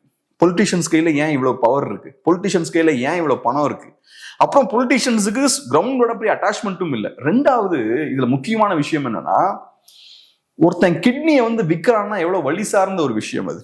அவனுக்கு காசு இல்ல, அவனோட பொழப்ப நடத்த முடியல, கிட்னியை வித்து அவன் பிழைச்சிட்டு இருக்கான். ஆனா நீங்க அதை எப்படி பாக்குறீங்கன்னா, எனக்கு அதுல 2 லட்சம் ரூபாய் ப்ராஃபிட் வரும், வெரி வெரி கம்மி அப்படின்ற மாதிரி நீங்க பேசுறீங்க. எதுக்கு எனக்கு அப்படின்ற ஆமா, எனக்கு அதுவும் நீங்க அந்த 2 லட்சம் ரூபாய் எனக்கு ஒரு மேட்ரே இல்லைன்றீங்க. எனக்கு உங்களுக்கு 2 லட்சம் ரூபாய் ரொம்ப பெருசுதாங்க. ஐயோ எவ்வளவு பெருசு, சாதாரண மக்களுக்கும் அது பெருசு. அது 8 மாச சம்பளமோ 10 மாச சம்பளமோ. இப்ப இந்த துப்புரவு தொழிலாளர்கள் போராடிட்டு இருக்காங்க பாருங்க, அவங்களுக்கு 10 மாச சம்பளம் இந்த 2 லட்சம் ரூபான்றது. நீங்க என்ன சொல்றீங்க? இந்த 2 லட்சம் ரூபாய் எனக்கு பீனட்ஸ் தான், அதெல்லாம் எனக்கு ஒண்ணுமே கிடையாது, நான் 250 சர்ஜரிஸ் தான் பண்ணிருக்கேன். ஸோ 250 into 2 lakhs என்ன வரும்? தலை சுத்துது, ரைட்? வேணாம், பெரிய அமௌண்ட் வச்சா நான் ரோல்ஸ் ராய்ஸ் எல்லாம் வாங்க முடியும் அப்படின்ற அது கூட எனக்கு ஒண்ணும் இல்ல. 250 into 2 lakhs எனக்கு ஒண்ணுமே கிடையாது. இந்த விவேக்கும் இவரு வடிவேல் ஒரு காமெடி பண்ணுவாங்கல்ல, இந்த 10 crores எனக்கு இந்த பையனுக்கு கொடுக்குற டிப்ஸ் மாதிரி டீல் பண்றீங்க. அதான் மக்கள் முன்னாடி அசால்ட்டா நீங்க டீல் பண்றீங்க. அந்த மக்கள் சிரிக்கிறாங்க. இப்போ அது எப்படி அதை பாக்குறது?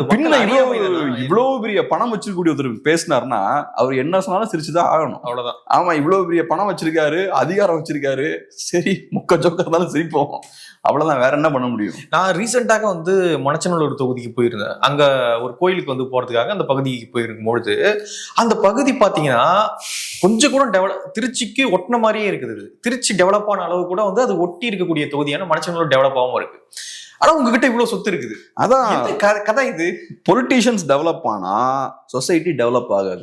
தமிழ்நாட்டுல நம்ம அன்னைக்கே பேசணும், growth rate அதை உறிஞ்சிதான் இவங்க டெவலப் ஆகுறாங்க. ஆமா, 11% growth rate ஜிடிபியில அடிச்சு வெளுத்து வாங்கிட்டு இருக்கோம். அப்ப காட்டக்கூடிய விஷயம் என்ன? பணம் ஜென்ரேட் ஆகுது, வெல்த் ஜென்ரேட் ஆகுது, ரைட்? வெல்த் ஜென்ரேட் ஆகுது. ஆனா மக்கள் அதே மாதிரி தான் இருக்கான், மக்களும் டெவலப் ஆகலையே. அரசியல்வாதி டெவலப் ஆயிட்டு இருக்கான், நிறைய பணம் வச்சிருக்கான். அப்ப அந்த வெல்த் எங்க போகுது? மக்கள் கிட்ட போல ஒரு இடத்துக்கு போகுது, அரசியல்வாதி கிட்ட போகுது. இது எவ்வளவு பெரிய ஒரு சிக்கல். அது போக இப்ப நான் ஏற்கனவே சொன்ன மாதிரி இவங்க எல்லாம் கிரானிக் கேபிட்டலிஸ்ட், கவர்மெண்டோட அந்த பவரை யூஸ் பண்ணி பிசினஸை டெவலப் பண்றாங்க. ஸோ இவங்க சம்பாதிக்கணும்னா கவர்மெண்ட் பவர், அந்த பவர் இவங்களுக்கு ரொம்ப அவசியம். எம்எல்ஏ ஆகணும், எம்பி ஆகணும், அது ரொம்ப அவசியம். ஸோ அப்ப என் பிசினஸுக்காக இந்த ஊரை என் கண்ட்ரோல் நான் வச்சுக்கணும். ஸோ நான் பணத்தை கண்டமேனிக்கு இறக்குவேன் கிரவுண்ட்ல. ஏன்னா என்னோட பிசினஸ் வெல்த் எங்க இருந்து வருது? என்னோட பொலிட்டிக்கல் பவர்ல இருந்து வருது. என் பொலிட்டிக்கல் பவர் நான் தக்க வச்சுக்கணும்னா ஏகப்பட்ட பணத்தை நான் உள்ள இறக்குவேன். எலெக்ஷன் வந்தா பயங்கரமா செலவழிப்பேன், மக்களுக்கு ஏகப்பட்ட பணத்தை தூக்கி போடுவேன், எல்லாரையும் கண்ட்ரோல்ல வச்சுப்பேன். சின்ன சின்ன லீடர்ஸ் இருந்தாங்கன்னா அவங்களெல்லாம் விலைக்கு வாங்கிடுவேன். ஸோ இவங்களோட பணம் பார்த்தோம்னா அந்த பொலிட்டிக்கல் ஸ்பேஸையே கரப்டும் பண்ணிடும். இதுவும் ஒரு பெரிய சிக்கல். ஸோ பொலிட்டீஷியன்ஸ் கையில இந்த மாதிரியான பிஸ்னஸும் இருக்கிறது கொஞ்சம் டேஞ்சரான ஒரு விஷயம் தான். அந்த மாதிரி கிரானிக் கேபிட்டலிஸ்டுகள் பொலிட்டீஷியன்ஸாகவும் இருக்கும்போது அது இன்னும் பெரிய பாதிப்பு. இப்போ இன்னொரு விஷயம் என்ன பேசப்படுது அப்படின்னு பார்த்தீங்கன்னா, அண்ணாமலை அவர்கள் புது கட்சி தொடங்க போறாரு அப்படின்ற ஒரு விஷயமே பேசப்படுது. அவர் இப்பொழுது மாநில தலைவர் பதவியிலிருந்து இறக்கப்பட்டிருக்காரு. அதனால பெரிய முக்கியத்துவம் பாஜகவில் இல்லை. அதனால புது கட்சி தொடங்கி ரன் பண்ணலாமா அப்படின்ற யோசனை எல்லாம் இருக்காரு. அதுக்காக ஏதோ கட்சி பேர்லாம் பதிவுலாம் பண்ணியிருக்காங்க அப்படின்ற விஷயம் கூட அடிப்படுது. இப்ப அண்ணாமலை அவர்களை பொறுத்தளவுல ஒரு கிளவரான பொலிட்டீஷியன். நான் பார்த்ததுல பிஜேபியில என்ன ஒர்க் ஆகும், ஒர்க் ஆகாது, இந்த மண்ணோட கேரக்டர் என்ன, இதெல்லாம் புரிஞ்சு அதுக்கேற்ற மாதிரியான அரசியல் செய்தவர்னா அண்ணாமலை அவர்கள். யூஸ்வலா பிஜேபி லீடர்ஸ் எடுத்துக்கிட்டோம்னா அவங்களுக்குன்னு ஒரு அரசியல் இருக்கும்ல, விருப்பம் இருக்கும்ல, அதுல இருந்து அரசியல் பண்ணுவாங்க. திடீர்னு ரிலிஜனை கையில் எடுப்பாங்க, பெரியார பயங்கரமா அட்டாக் பண்ணுவாங்க. ஒரு விஷயத்த செய்யறாங்கன்னா அது நமக்கு ரிசல்ட்டை கொடுக்குமான்றத பெருசா யோசிக்க மாட்டாங்க. நான் அன்னைக்கு கூட பேசினேன் இல்லையா, நீங்க ரொம்ப உரிமையெல்லாம் கேட்டீங்கன்னா நாங்க அப்புறம் கொங்கு பகுதியை பிரிச்சு விட்டுருவோம் அப்படின்னு பேசுறது. இதெல்லாம் பேசுறதால நமக்கு ஓட்ஸா கன்வெர்ட் ஆகுமா, இந்த மக்கள் மனதில் நம்ம இடம் பிடிப்போமான்றதை பெருசா யோசிக்காம பேசிக்கிட்டே இருப்பாங்க. மோஸ்ட்லி பிஜேபி லீடர்ஸ் நான் பார்த்த அளவுல அந்த சிக்கல் அவங்ககிட்ட இருக்கும். அண்ணாமலை அவர்கள் சென்சிபிளான ஒரு பொலிட்டிக்கல் லீடர். அவர் என்ன பேசினா ரிசல்ட் கொடுக்கும், என்ன செய்தா ரிசல்ட் கொடுக்கும், நம்மளோட ஸ்ட்ரென்த்தை எது பொலிட்டிக்கலா இன்க்ரீஸ் பண்ணுன்ற புரிதல் உள்ள ஒரு லீடர். ரெண்டாவது, மீடியாவையும் நல்லா அண்டர்ஸ்டாண்ட் பண்ண ஒரு லீடர். மீடியாவை எப்படி யூஸ் பண்ணுன்றது அவருக்கு தெரியும். மீடியாவை எஃபெக்டிவா அவர் யூஸ் பண்ணார். தமிழ்நாடு பாஜக தலைவராக இருக்கும்போது மீடியாவை எஃபெக்டிவா யூஸ் பண்ணார். இப்ப இந்த மாதிரி நியூஸ் வருது இல்லையா, அதுவும் ஒருவேளை அண்ணாமலை அவர்கள் மீடியாவை யூஸ் பண்றாரோ எஃபெக்டிவான்னு எனக்கு தோணுது. இந்த மாதிரியான நியூஸ்லாம் வெளியே வருதுன்னா அவர் தான் வெளியே விடுறாருன்றீங்க. அதுக்கான வாய்ப்பு நிறைய இருக்கு. வேற எப்படி இந்த நியூஸ் இது எப்படி புகையும், இந்த மாதிரி நியூஸ் எப்படி வெளில வரும்? வந்தா அந்த சோர்ஸ்ல இருந்து வர்றதுக்கான வாய்ப்பு இருக்கு. ஸோ மேபி அவர் அதிருப்தியா இருக்கிறதுக்கான வாய்ப்பு இருக்கு. என்ன அகாமடேட் பண்ணலன்னா நான் தனியா பிரச்சனையை கொடுப்பேன் அப்படின்ற ஒரு அது ஓகே. ஆனா தேசிய கட்சி பெரிய ஒரு பார்ட்டி பிஜேபி அப்படின்றது காங்கிரஸோட இப்ப பெரிய பார்ட்டியா இருக்கு. பல மாநிலங்கள்ல ஆள்றாங்க. காங்கிரஸோட பெரிய பார்ட்டி தான், டெஃபினட்டா பெரிய பார்ட்டி, மிகப்பெரிய பார்ட்டி, பெரிய பார்ட்டியா இருக்கு. அப்படி இருக்கும்பொழுது அதை எதிர்த்து தமிழ்நாட்டுல ஆரம்பிச்சு என்ன பெரிய குடைச்சல் பாஜகவுக்கு? நீங்க வளர்றீங்க தமிழ்நாட்டுல அப்படின்றதுலாம் வேற. பாஜகவுக்கு என்ன குடைச்சல் கொடுத்துருவீங்க நீங்க? சிம்பிளான விஷயம் என்னன்னா, அவர் பண்ணுவார்னு நான் சொல்ல வரல. மீடியால இந்த மாதிரியான செய்திகள் கசியவிடப்படுவதற்கு ஒரு காரணம் இருக்குன்னு தான் நான் சொல்ல வரேன். அவர்னால தனி கட்சி ஆரம்பிக்க முடியாது, பாஜகவை சேலஞ்சும் பண்ண முடியாது. பாஜக ஒரு இன்ஸ்டிடியூஷன். எப்படி அதிமுக திமுகலாம் ஒரு இன்ஸ்டிடியூஷனோ அதே மாதிரி பாஜக ஒரு இன்ஸ்டிடியூஷன்.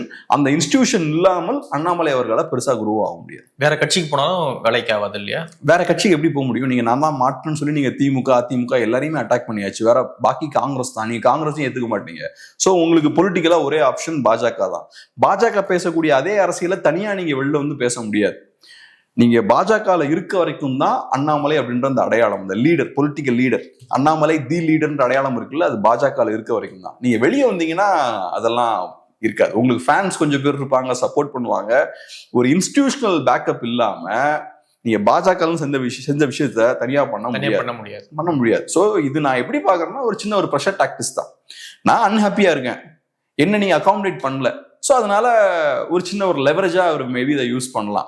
ஏன் அண்ணாமலை அவர்கள் அகாமடேட் பண்ணாம இருக்காங்கன்னு நினைக்கிறீங்க? ஏன்னா தொடர்ச்சியாக வந்து ஒரு நல்ல வரவேற்பை பாஜகவுக்கு ஏற்படுத்தி கொடுத்திருக்காரு. தமிழ்நாட்டில் ஒரு நல்ல பெயரையுமே வந்து ஏற்படுத்தி கொடுத்திருக்காரு. நல்ல தலைவர் அப்படின்ற விஷயமே மக்கள் மனதுகிட்ட போயிருக்கு.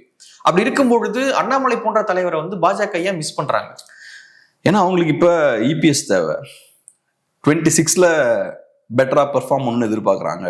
29ல நல்லா பெர்ஃபார்ம் பண்ணணும்னு நினைக்கிறாங்க. ஸோ அதனால தனியா போனா சரி வராது. அண்ணாமலை அவர்கள் அதுதான், அவரு நார்மல் பொலிட்டிஷியனா அவர் பிஹேவ் பண்ணல. நார்மல் பொலிட்டிஷியன்ஸ் வந்து பிரிட்ஜஸை பர்ன் பண்ண மாட்டாங்க.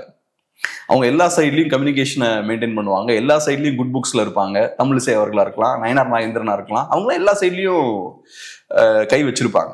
ஆனா நீங்க என்ன பண்றீங்கன்னா, மாற்று அரசியல், நாங்க தூய அரசியலை முன்னெடுக்கிறோம் அப்படின்ற மாதிரி புஷ் பண்றீங்க. நீங்க ரெண்டு சைடையுமே ஸ்ட்ராங்கா அட்டாக் பண்ணிட்டீங்க. நான் மிஸ்டர் கிளீன் அப்படின்ற மாதிரியான இமேஜும் நீங்க மெயின்டைன் பண்றீங்க. ஸோ அப்படி இருக்கும்போது பாஜக அதிமுகவோட கூட்டணி வச்சா நீங்க இந்த இடத்துல ஃபிட் ஆக மாட்டீங்க. உங்களுக்கு அதுல ரோலே இல்லை. நீங்க பேசினதுக்கு நேர் எதிரான விஷயத்த பாஜக தலைமை இப்ப பண்றாங்க. நீங்க எந்த அதிமுகவை ஊழல் கட்சின்னு சொன்னீங்களோ அந்த அதிமுகவோட பாஜக இப்ப அலைன்ஸ் வச்சிருக்காங்க. இப்ப நீங்க என்ன பண்ண போறீங்க? நார்மல் பொலிட்டிஷியனா இருந்தா ரைட், நேத்து பேசினது நேத்து நான் டயர் நக்கின்னு சொல்லுவேன், அதுக்கப்புறம் நான் சரண்டர் ஆயிடுவேன்றதெல்லாம் நார்மல் பொலிட்டிஷியன்ஸ் பண்ணுவாங்க. ஆனா நீங்க அப்படி பண்ண விருப்பம் இல்லை அண்ணாமலை அவர்களுக்கு. அந்த இடத்துக்கு அவர் போறதுக்கும் ரெடியா இல்லை. அந்த இடத்துக்கு நீங்க போக ரெடியா இருக்கீங்க, காம்ப்ரமைஸ் ஆக ரெடியா இருக்கீங்கன்னா ஓகே, உங்களை அகாமடேட் பண்ணுவாங்க. ஸோ ஒன்னு, நீங்க என் ஐடியாலஜில ஸ்ட்ராங்கா இருப்பேன், காம்ப்ரமைஸ் ஆக மாட்டேன், அரசியல் ரீதியாக காம்ப்ரமைஸ் ஆக மாட்டேன்ற ஸ்டாண்ட்ல இருக்கீங்க. ரெண்டாவது, பாஜகவுக்கு அதிமுக தேவைப்படுது நேஷனல் லெவல்ல. ஸோ அவங்க அலைன்ஸ் வச்சுட்டாங்க. இப்போ நீங்க ஃபிட்டே ஆக மாட்டேங்கிறீங்களே, இந்த கேம்ல உங்களுக்கு என்ன ரோல் இருக்கு? ஸோ அப்போ நீங்க வெளியே தான் உட்கார முடியும், வேற ரோல் இல்லை. எலெக்ஷனுக்கு அப்புறம் வேணா உங்களுக்கான டோர்ஸ் ஓப்பன் ஆகிறதுக்கு வாய்ப்பு இருக்கு. இப்போதைக்கு உங்களுக்கு ஸ்பேஸ் இல்லை. நிறைய விஷயங்கள் நம்மோடு பகிர்ந்துக்கிட்டீங்க. ரொம்ப நன்றி.